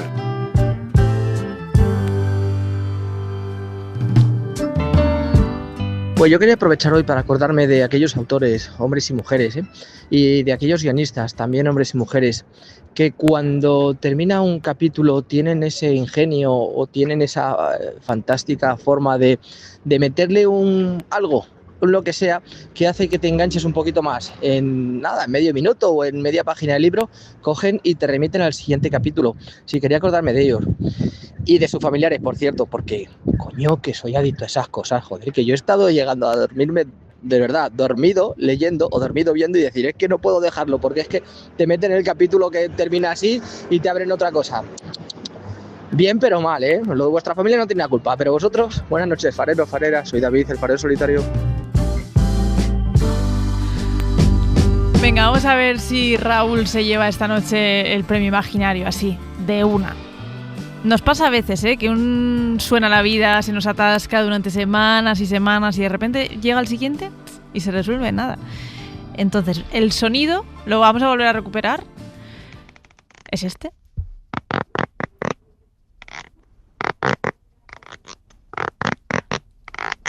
Raúl, buenas noches. Buenas noches. A ver, Raúl, ¿tú qué crees que es? Yo creo que es un globo. Cuando rozas con la mano un globo, cuando está inflado. Ah, un globo. Vale, es una opción que no hemos dicho hasta ahora. Hemos dicho rascando madera, hemos dicho embalando algo, subiendo una cremallera, pero el globo no. Pues a ver, Alejandro, ¿es este el sonido de alguien rascando un globo? Dándole con la mano un globo.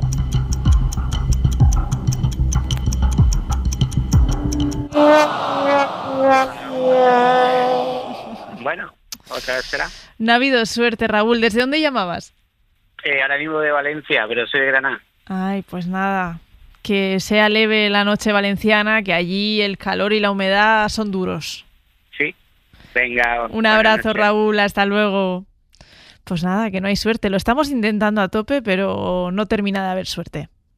Vamos a escuchar algunos audios más que tenemos preparados y luego viene Paloma, que se ha preparado una barra hoy un poco especial.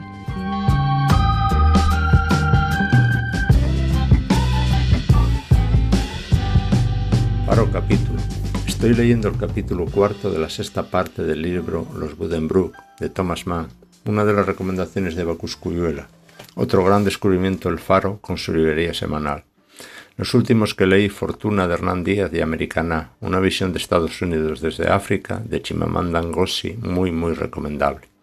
Y ya tengo esperando El Nadador y 84 Charing Cross Road, que compré en la Semana Negra de Gijón, a la que por cierto acudió a ella, pero ese fin de semana yo no estaba y no pude conocerla, y me hubiera encantado.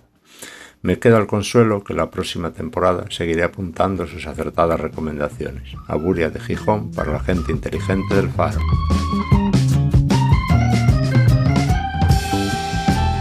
Hola, mi nombre es El Guerrero de la Antifrase. La conclusión de mi último capítulo será que la humanidad es incompatible con la vida en un porcentaje cercano al 100%. Muy buenas noches.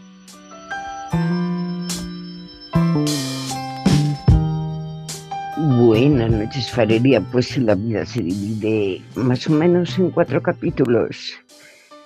Infancia, la juventud, la madurez y la vejez. Pues ya andamos por el último. Así que nada, pedirle a las estrellas, a la energía vital, a quien sea, que se alargue todo lo que se pueda este último capítulo en el que estoy, pero bien llevado. Que me dé para leer muchas novelas todavía, con muchos capítulos. Yaya Colorín desde las montañas de Huesca. Buenas noches.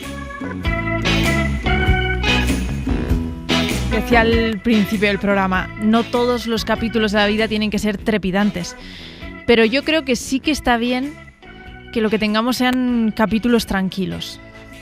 Y como dice Yaya Colorín, largos, por supuesto, si nos apetece, larguísimos.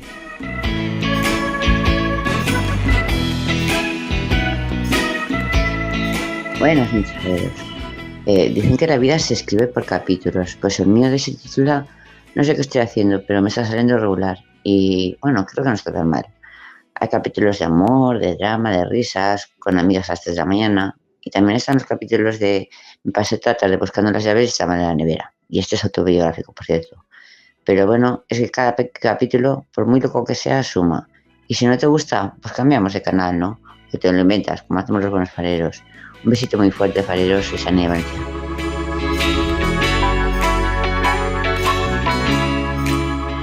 Buenas noches. ¿Quién no recuerda el libro de Rayuela y su capítulo 55, tan peculiar porque Cortázar en su propuesta de lectura no lineal lo omite intencionalmente? Si se sigue la secuencia propuesta por el autor, este capítulo no se lee, formando parte de la estructura del juego de la Rayuela, donde se salta una casilla. Y no es un error, ¿eh? La omisión no es un error, sino una elección consciente de Cortázar para desafiar al lector y proponer una nueva forma de experimentar la lectura. Besos por la peregrina.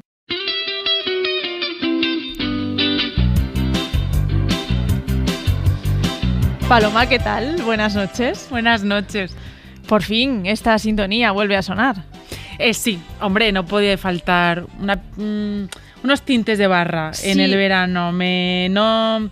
Estoy muy a gusto allí al otro lado, con los oyentes, produciendo, pero en la calle me tira mucho, Julia. Sí, lo que pasa es que para hoy has preparado un capítulo un poco especial de la barra. Sí, hoy es especial porque yo siempre que bajo a la calle siempre hablo con gente joven.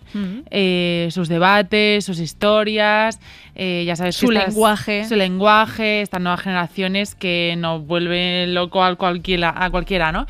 Y digo, he aprendido tanto con ellos, han salido tantos temas que digo, quiero llevar estos debates a otra etapa de la vida. Entonces, he hablado con 3 mujeres que son hermanas y son muy diferentes entre ellas, por lo que me di cuenta en esta conversación.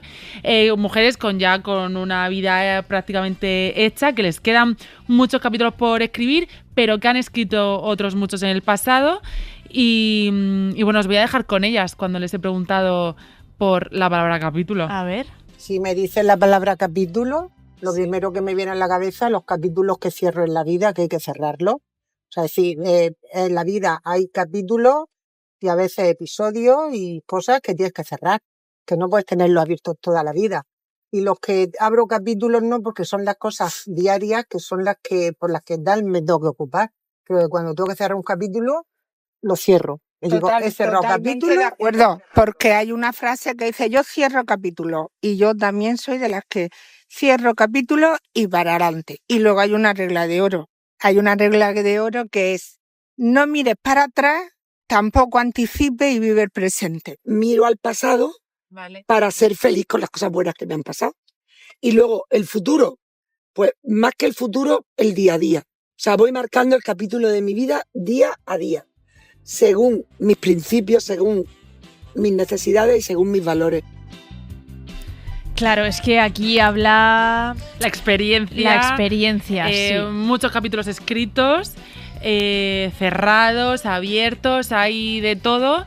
Y esa variedad creo que solo me la puede dar personas así.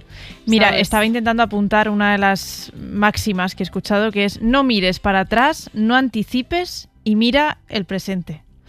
Y esto no sé si me lo tengo que tatuar o qué, pero me lo he escrito y todo. Pues seguimos aprendiendo con ellas. Porque ya te digo, yo pensaba que con ellas iba a ser algo como, venga, les voy a enseñar, ¿no? Lo que sale en la calle, cómo son las nuevas generaciones. Las red flags, las green flags. Sí, todos estos términos el gaslighting, el ghosting. Y No, o sea, volvemos a lo mismo, o sea, aprendemos de todo tipo de gente y más con personas que llevan en la vida mucho más tiempo que nosotras y te dicen que tú me vas a venir a mí a enseñar algo que yo ya me lo sé de memoria. Solo le ponéis palabras, le ponéis etiquetas, pero esto lleva siendo toda la vida. Igual le he preguntado, como no, sobre el amor. El amor no tiene edad, el amor lo que tiene son formas diferentes. Formas diferentes de vivir. Volvemos a lo el mismo. Amor que de pareja. De pareja. Solo de pareja, Sí, porque hablamos de lo sentimental. yo no tengo pareja, pero yo tengo amor infinito a mis hijos, a mis nietos, a mis hermanas, a mi gente. Entonces, ¿me excluye porque yo no tenga pareja? No, El que hablar no. no, es que cuando se habla de amor, no es solamente la pareja. El amor a la vida. ¿Entiendes? el amor al Entonces, que eso trabajo. también es algo que habría que decir. Ah, ¿tú crees que el amor, siempre que se habla de amor, siempre parece que se está hablando de lo mismo? Yo no creo eso. ¿Has rehecho tu vida? A mí me preguntan, a mi marido falta 6 años, y la gente me pregunta, ¿pero has rehecho tu vida? Y yo le digo, sí, desde el primer día yo he rehecho mi vida. Ah, no, pero es que no, perdona. A mí me preguntan si yo he rehecho mi vida con un hombre o con una pareja. Y te cansa, ¿no? Me cansa, porque yo sí, claro que he rehecho mi vida sin mi marido. Tienes que rehacer una vida en una forma diferente. Pero no, te preguntan solo en ese sentido. Entonces, ¿qué quieres que te diga? Muy adelantado en muchas redes sociales, pero a la hora de dialogar, quedamos anclados nada más que el amor el del hombre y has hecho tu vida si te has hecho otra pareja. Y punch. Y no hay más nada que añadir. Es que tiene toda la razón. Siempre vamos cuando tratamos el amor, la primera pregunta que hacemos o lo primero que se nos viene a la cabeza es el amor sentimental. El amor de pareja, ¿te refieres? Sí, claro, el amor de pareja. Y decía esta gran viera que hay muchísimos tipos de amor y que deberían estar todos a la misma altura. Sí, ¿no? me ha gustado mucho este concepto de lo de rehacer tu vida, que es verdad que siempre cuando alguien se queda viudo o viuda, cuando hablamos de que ha rehecho su vida, nos referimos a si ha rehecho su vida con otra pareja sentimental. Volvemos a lo mismo. Y me gusta que dice, no, yo he rehecho mi vida, pero yo sola. Qué bueno. Sí. Venga, pues vamos con el tema del lunes. Vamos a hacer el faro barba. Bueno. El faro barba. Entonces, la primera pregunta está destinada a las personas que llevan barba. ¿A quién quieren parecerse o a quién se parecen cuando dejan crecer el pelo de la cara? ¿A Papá Noel, a Lincoln, a Jesucristo, a Mars, a Rasputín? Que todos ellos tenían unas barbas bastante peculiares. ¿Hace cuánto que no os veis la cara sin barba? ¿O si han visto alguna vez la cara de su pareja o de algún amigo sin barba? Porque hay gente que conoces con pelo en la cara y nunca sabes lo que hay debajo. Sí, es verdad. A mí eso me pasa con las gafas, fíjate. La gente que lleva gafas, cuando se la quita, le falta algo, digo, ¿no? Uy, es otra persona. Sí. ¿Cuál es tu historia favorita de piratas, no? Porque la barba siempre la asociamos... Claro, barba roja, barba negra. Claro, Piratas del Caribe, ¿no? Casi todos llevan barba. Sí. Entonces, ¿cuál es vuestra historia favorita? ¿Quién se te ha subido a las barbas? ¿Te apellidas Barba? Eduardo Barba es el jardinero de confianza de Hoy por Hoy. Es la persona que nos tiene la terraza de la cadena SER preciosa. Preciosa, que cada invitado, invitada que pasa por la cadena SER y lo llevamos a ver la terraza, dicen, ¿me puedo llevar? Pero bueno, ¿esto qué es? ¿Esto de quién es? Sí. Pues ojalá nos pudiésemos llevar todos alguna cosita, pero... Sí, cuando van a cenar, a comer con amigos, dividen la cuenta ahí, exactamente son tantos euros por barba. Ay, es verdad. O van a... decide cada uno pagar lo suyo, dividen a escote, un poco... ¿Cómo se suelen comportar cuando van a una cena? Es que esto dice mucho de la delicado, gente. Sí. Y luego la gente que tiene barba, vamos a ver, ¿cómo la tratáis? ¿Sois coquetos? ¿No? ¿Tenéis un skin barba? Aunque la barba, sabes que hay una frase que dice, la barba no hace al hombre. Y luego que nos digan también, por ejemplo, este dicho a mí me encanta, cuando veas las barbas de tu vecino cortar, pon las tuyas a remojar. ¿Lo has escuchado alguna vez? ¿Significado? Sí, pues que cuando veas que al de al lado le está pasando algo, atento porque a ti también te puede pasar. Ser precavidos. Algo así. Me gusta. El lunes, el Faro Barba. Y Paloma, que pases un buen fin de semana. Igualmente. Hasta luego. Adiós.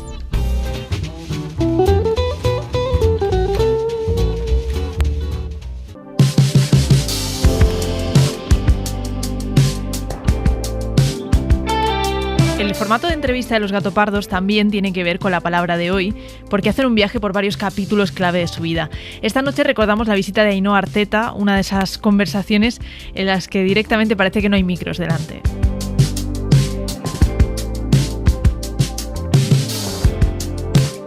Buenas noches. ¿Qué seudónimo quieres que utilicemos al principio de la conversación? Infinito. Infinito. Arrancamos en la orilla del mar, nos vamos a despedir después en un faro. Quiero preguntarte por tu relación con el mar. ¿Cuál es? Mi relación con el mar, yo soy una persona de mar.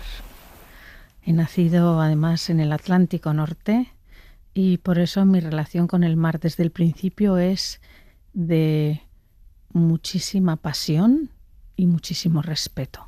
Uh-huh. Voy a llevarte a algunos lugares a través de algunas imágenes a partir de las cuales vamos a ir llegando al faro. Es la primera vez que lo hago con alguien, lo voy a hacer contigo. Entonces, la primera imagen es en el pueblo de tus abuelos paternos, donde tú eres la nieta de Crispina. Crispina. Hay un roble en esa plaza, hay un árbol. Sí. En Ispaster. Sí. Vale, llévame a ese árbol. Bueno, ese árbol es muy significativo. Ese árbol, no sé, llevará muchísimos cientos de años en esa plaza, como en muchísimas plazas del País Vasco, ¿no?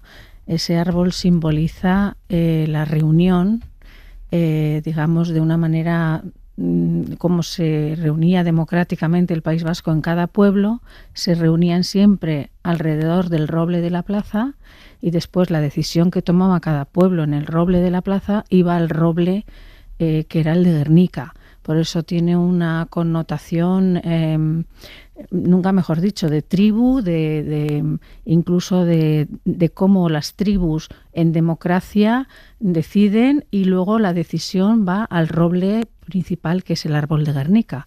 Y del árbol de Guernica, de ese roble, nacían todos los robles que se ponían en todos los pueblos. Por eso el roble de Ispaster, que todavía sigue ahí, no tengo ni idea, pero yo creo que es más antiguo que el propio árbol de Guernica actual, por supuestísimo. Sí, sí. ¿Y qué recuerdo tienes tú de los tiempos en casa de tus abuelos?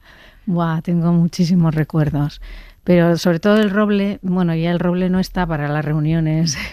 En el roble comíamos muchas pipas. ¿Comíais pipas? Comíamos pipas o nos sentábamos mi amiga Machalen y yo a merendar, ¿no? Pues el roble siempre está en todo, yo creo que en todos los pueblos, el roble, alrededor del roble hay como una especie de banco redondo, ¿no? Que cubre el roble y ahí es donde se sienta la gente, ¿no? Y tengo muchos recuerdos de, sobre todo, las meriendas en el roble, ¿no? A una le daba lo que le merendaba Machalen o lo que merendaba yo, ¿no? Pero de la infancia en Ispaster, que es precisamente el pueblo de donde vengo yo por familia paterna, pues tengo muchísimos recuerdos del roble, pero también recuerdos de la iglesia, del pórtico de la iglesia, pues porque obviamente en el norte llueve muchísimo, entonces siempre nos refugiábamos en el pórtico y eso, pues de risas, de bicicletas, de carreras, de pipas y de muchas charlas, ¿no? Y de mucha libertad, ¿no? Por lo que estás contando, de la bici, de las pipas, de los amigos, de las amigas, mucha libertad. Muchísima. Vale, ahora vámonos a la casa de Tolosa. Sí. Entonces, ¿cómo es ese contraste de la casa de Tolosa con tu padre tan serio y tan disciplinado? Bueno, la casa de Tolosa, obviamente mi padre es de Ispaster, pero la casa de Tolosa también es una casa, obviamente yo era la hija de la pequeña de las hermanas y me quedé en la casa madre de Tolosa, en la casa de la que era mi abuela y mi abuelo en Tolosa, y entonces siempre una casa muy movida, una casa donde venían todos los primos, todas las tías, todas las reuniones, y una casa muy vivida y sobre todo una casa muy musical. ¿Ah, sí? Y muy de... Sí, La familia Barrolaburu, que es la de Tolosa, fue una familia, y es una familia muy musical y una familia con muchas dotes, sobre todo las hermanas, mi madre y una tía mía, la tía Manoli, y también la tía Basi, de las 5 hermanas, muy actrices, muy de montarse ellas su mundo con la radio, nunca mejor dicho, ¿no? Porque entonces no tenían más que radio. Y yo reconozco que también viví esa época de que no había televisión, había radio, y una se escribía la letra, la otra se pillaba la música, la otra la actuaba, y para cuando la canción tenía 2 días, ellas ya la actuaban, la cantaban en la cocina. Sí, sí, unos recuerdos buenísimos. Muy marchosas mis tías, muy, muy marchosas. Vale, vamos a la peluquería de tu madre. Este sonido que te lleva a los años en los que tu madre tenía la peluquería. Tú alguna vez has dicho que lo que aprendiste en la peluquería fue sobre todo psicología. Sí, totalmente. Yo creo que todavía hoy en día, en las peluquerías que son a las que van todas las semanas las señoras y tal, ahora ya las peluquerías han vuelto más de que vas a que te corten el pelo y ya pues te ven al mes siguiente y tal, ¿no? Mucho más despersonalizadas en ese sentido, pero el mundo que yo viví de la peluquería era de las clientas de todas las semanas y tal, y es verdad que se establece un vínculo. Y yo recuerdo, mi madre era una gran psicóloga. Mi madre, en cuanto entraba alguien por la puerta de la peluquería y la conocía de tiempo, sabía y decía, uy, esta hoy viene. Y a veces incluso el comentario, ¿no? De decirme a mí, ¿no? Déjanos tranquilas un ratito, que tengo que hablar yo con esta mujer. Sí, sabía escuchar tu madre, sabía escuchar. Sí, muchísimo. Una gran... Pero yo creo que le venía de familia, porque es que el primer peluquero de mujeres, fíjate, te estoy hablando de 1930, 29-30, el primer peluquero de mujeres en Guipúzcoa fue mi abuelo, Lucio, que bajó de Ataun, un pueblito, y bajó de Ataun con su mujer a formar una peluquería de mujeres. Y por eso yo me llamo Poca Parroquia. Te cuento la historia. Pues porque estaba mi abuelo, Lucio, en la puerta de la peluquería, y entonces eran parroquianos, es que yo soy de hace muchos años. Entonces eran parroquianos, no eran los del pueblo, sino los parroquianos, por la parroquia. Sí, por la parroquia, sí. Y entonces le preguntó un parroquiano que pasaba, le dijo, Lucio, ¿qué pasa? ¿Cómo va la cosa? Pues aquí todavía pues poca parroquia. Y con los Poca Parroquia nos quedamos. Y yo soy la hija de la pequeña de Poca Parroquia. Ay, qué buen seudónimo hubiera sido este, Poca Parroquia. Poca Parroquia, también es verdad. Sí. Bueno, ¿quién te iba a decir por entonces que te iban a peinar tanto luego? Pues fíjate. Que te iban a peinar tanto. Sí, no, ni me imaginaba. Y de tantas maneras. Ni me imaginaba, no. Nunca, yo siempre imaginé, es verdad que siempre imaginé que iba a llegar a cantar y que iba a llegar al escenario. Lo que no me imaginé jamás era la cantidad de maletas que iba a hacer en mi vida, la cantidad de lugares que iba a conocer, la cantidad de sitios donde iba a establecer hogares o pseudo hogares. Pero sí es verdad, mi cabeza ha pasado por muchísimas manos, en mi cabeza han pasado muchísimas pelucas y muchísimos maquillajes de muchas clases. Vale, sí. Otra imagen.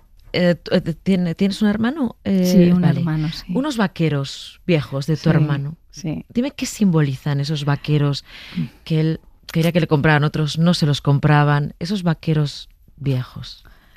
Pues esos vaqueros para mí representan el gran sacrificio que hizo toda mi familia, incluido él, toda mi familia, para que yo pudiera seguir estudiando en el extranjero. Lo hipotecaron todo, de tal manera que me parece como, el otro día me decía mi padre, el sueldo íntegro de mi padre era para mi carrera y solamente vivíamos con el sueldo de mi madre de la peluquería, con lo cual pues daba para que mi hermano no se pudiera comprar vaqueros, por ejemplo, ¿no?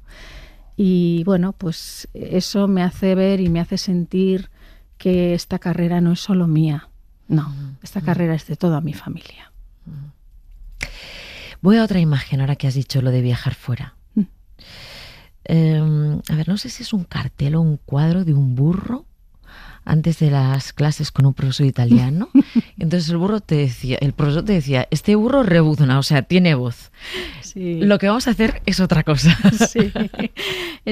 Era un cuadro que lo tenía justo antes de entrar en la clase, lo tenía a un lado. Y Perdona, ¿es ya en Italia? En Italia, era en Italia, el maestro Campogalliani. Y entonces me acuerdo que un día muy seriamente me dijo, ¿ves este burro en el cuadro? Y me dice, él sí tiene voz, pero lo que aquí hacemos dentro no es solo tener voz, es música, es cómo poder domeñar y cómo poder sacar lo mejor de nuestra voz. No es solo salir y gritar y punto pelota y hacer 4 agudos, ¿no? Y sí, lo recuerdo. Incluso hasta ahora, ¿no? Muchas veces me pasa, ¿no? Que cuando veo algún cantante o veo a alguna persona que está cantando, pues eso, como un burro, nunca mejor dicho, o no es profesional y saca la voz porque quiere hacerse el lírico y hace como digo, ya está, el rebuzno, ¿no? Que no tiene nada que ver con lo que uno tiene que preparar y que estudiar y investigar también, ¿no? Investigar la propia voz, investigar totalmente. Cada registro, innovar con partituras que son de hace 2 siglos y tienes que cantarlas ahora, en el siglo XXI. Fíjate, investigar la propia voz es investigarse a sí mismo. ¿Ah, sí? Sí, porque la voz es el único instrumento vivo que existe. Además es que la voz lo cuenta todo, ¿no? Sin ser cantante profesional ni cantante, cualquier persona, si está nerviosa, aunque muestre un aplomo increíble, si está nerviosa le tiembla la voz. Sí. O sea, es que cuenta todos los secretos. Sí, la voz es la voz, nunca mejor dicho, ¿no? La voz, como lo has dicho, lo has resumido tú muy bien, ¿no? La voz es un termómetro increíble.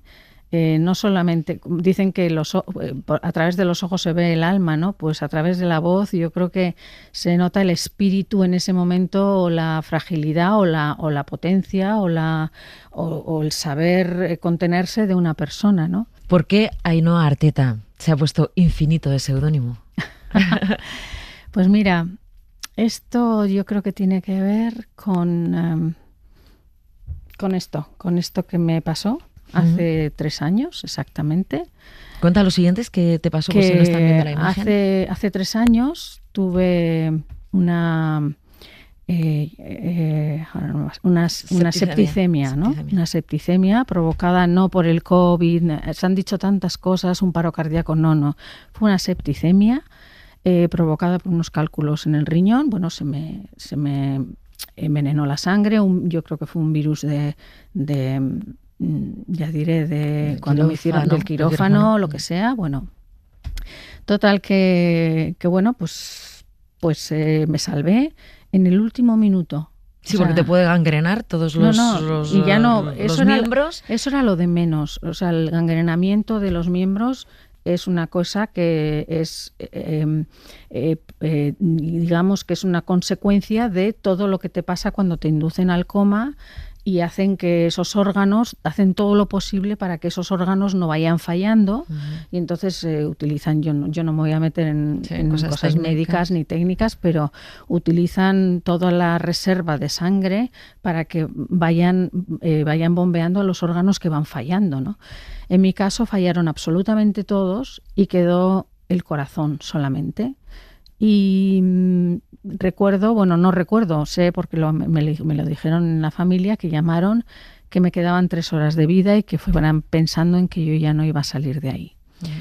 Y bueno, pues mi padre tocando la misa de Santa Ana, nunca mejor dicho, porque fue el día de Santa Ana, el 26 de julio, todo el pueblo de Ispaster, el del Roble famoso, rezando en la iglesia, y llamaron, ya se me estaba parando el corazón, y llamaron a mi padre el móvil apagado, una amiga mía, Machalen, la del Roble, corriendo a la iglesia para preguntarle a mi padre a ver qué me producía, porque lo único que no me habían dado era penicilina, a ver qué me producía la penicilina.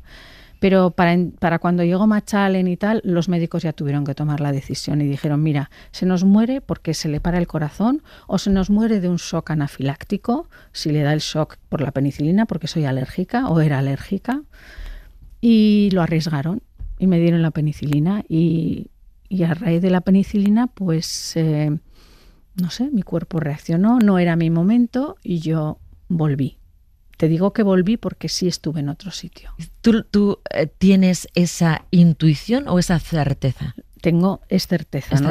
Al principio no entendía nada, porque es verdad que no entendía nada, pero era tan presente y tan continuo todo lo que había visto y todo lo que había sentido y todo lo que me había pasado. Había visto mi cuerpo, había visto a mis hijos, había visto a la gente viniendo de negro a por mí, veía todo.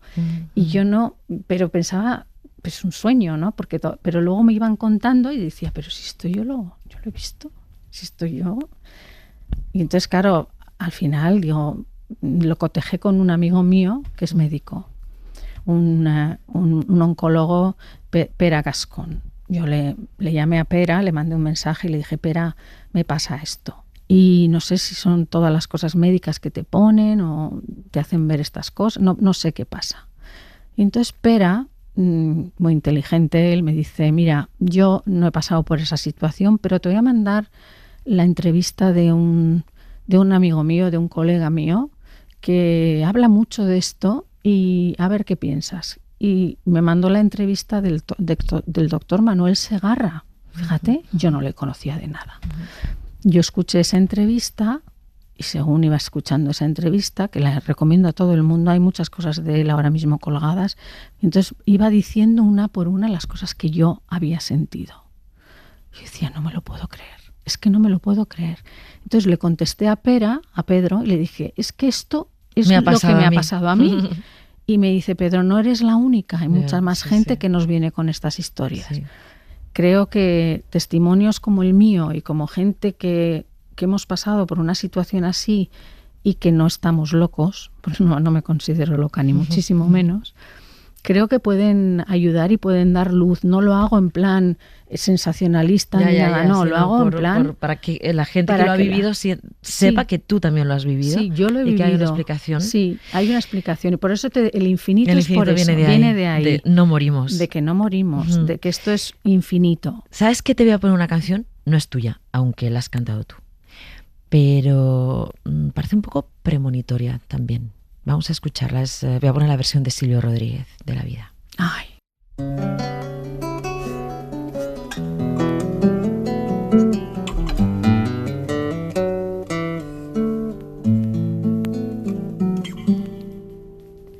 La vida de un pájaro en vuelo, la vida de un amanecer, la vida de un crío, de un bosque y de un río, la vida me ha hecho saber.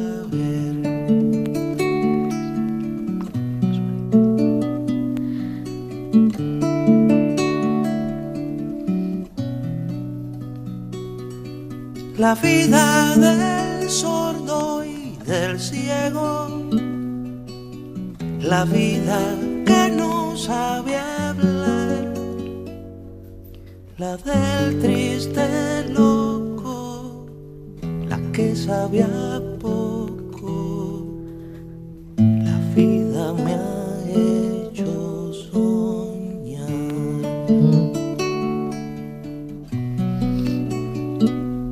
La vida voraz que se enreda, la vida que sale a jugar, la vida consciente que queda, la vida que late en el mar.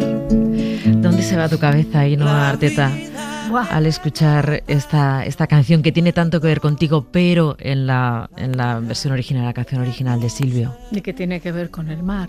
La vida tiene que ver con todo, ¿no? Mira, te voy a ser sincera, en un principio se me ha ido la cabeza. Esta fue la última canción que escuché con mi madre. Mi madre estuvo muy enferma y esta era la última canción que la cantábamos y la escuchábamos. Y esta fue esta canción fue el génesis de que luego yo cantaras otro tipo de música, pop, el disco de la vida, sí. Y todo esto, ¿no? Y que, bueno, me abrió otro espectro, ¿no? Esta canción es tan sabia, esta canción es tan profunda, que, bueno, pues dice todo lo que tiene la vida y todo lo que depara la vida y lo que viene después de la vida. A mí una de las frases que más me gusta, la vida que late en el mar. Te digo esto porque esto yo, antes de la septicemia y todo eso, me di cuenta que en el mar, nunca me había, en el Mar del Norte jamás había salido en barco, porque además he tenido bastantes experiencias, por eso te digo que pasión y respeto por el Mar del Norte, experiencias en la familia de habersenos muerto gente ahogada en el mar, pero la primera vez o las veces que salía a navegar en vela, no entendía qué me estaba pasando. Y llegué a una conclusión que cuando estás navegando en vela, a vela, es en el único sitio donde estás a merced del ritmo de la tierra, la vida que late en el mar. Se siente una sensación de, si te dejas llevar, una sensación como de grandeza, de que formas parte de algo muy grande, que es la tierra. En el barco de vela es el ritmo de la tierra. Cuando hablas así de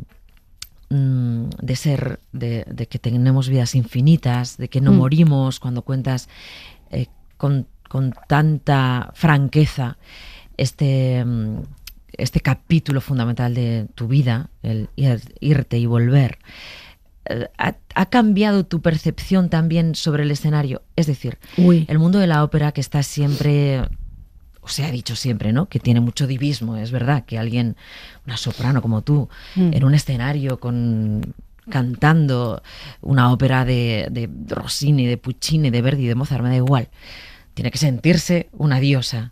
¿Te ha cambiado tu percepción y eso sobre el escenario lo llevas de otra manera? A ver, me ha cambiado mi percepción en general en la vida. En general en la vida. Y en el escenario podemos sentirnos afortunados. Yo no me he sentido nunca una diosa, una diva. En todo caso, serían unos dioses los que han compuesto esas canciones. Nosotros los interpretamos. Y es verdad que el poder interpretar esas canciones, hay veces, o esas óperas, o por ejemplo las 4 últimas de Strauss, ¿no? Para mí son el gold en mi carrera, ¿no? Sientes, o la 9ª de Beethoven, sientes que estás como si estuvieras en otra dimensión, pero es ese momento de la actuación. Cuando bajamos del escenario somos personas, claro. Que hemos vivido esa experiencia, es verdad, y que tenemos la suerte de volverla a revivir muchas veces cuando subimos a un escenario, pero eso yo creo que debería de ser parte en nosotros para poder ser incluso hasta más benevolentes con la vida. Y mira, quizá esto que estás contando, esta sensación de estar dando vida a creadores extraordinarios, que sí que parecen fuera de lo terrenal, claro, luego cuando bajas y te vas sola al camerino, igual dices, el bajón todavía es peor. Hombre. De esa soledad me han hablado varios gatopardos y gatapardas y entonces dicen, claro, tú dices, hostias, a lo grande, o sea, efectivamente estás interpretando algo grandioso, y luego llegas al camerino o al hotel sola. Sí. A ti además, que sé que viajar, las maletas, entonces el lío te altera, ¿no? Y dices, uff, cuesta bajar.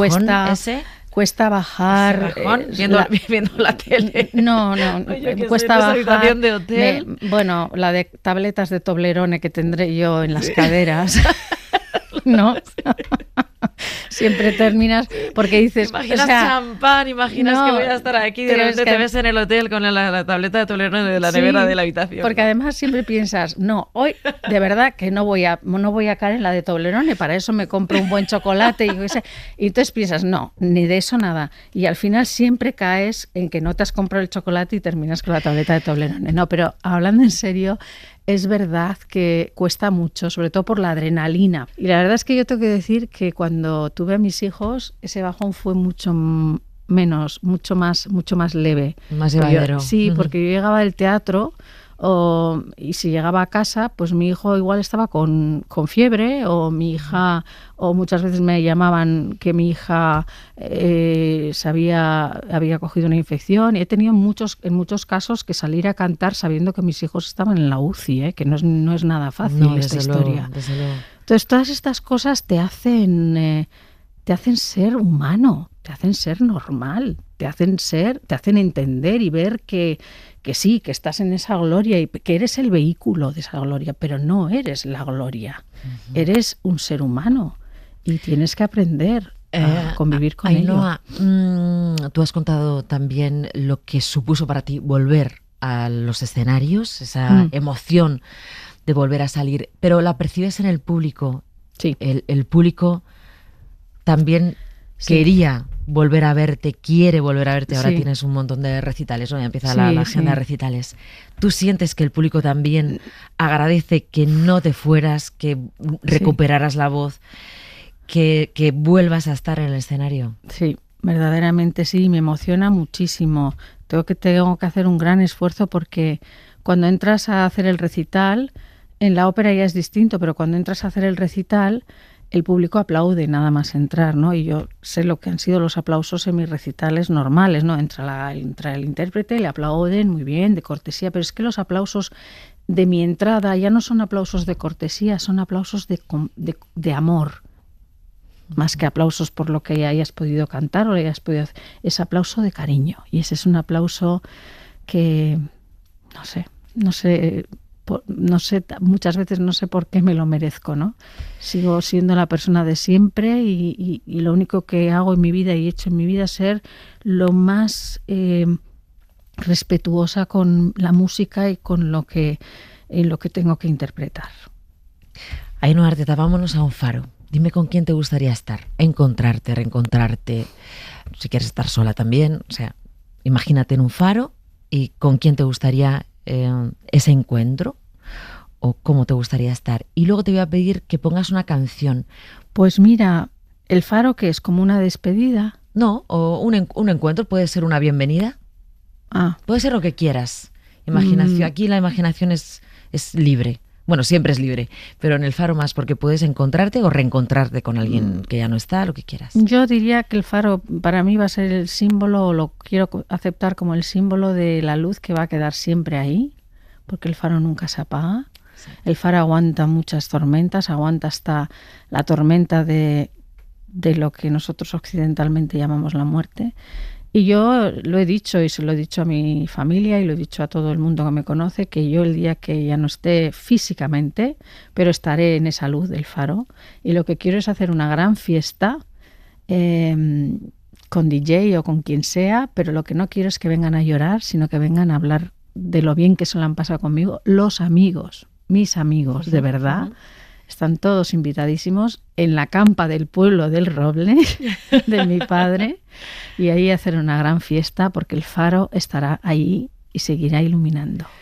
¿Y qué música ponemos a ese fiestón? Pues ¿Has hablado de DJ? No, pero no. Pon a ver, fiestón, imagínate ese fiestón para celebrar la vida de Ainhoa Arteta, porque eso sería, ¿no? A ver. Una fiesta de celebración de la vida de Arteta. Claro, entonces me tengo que poner...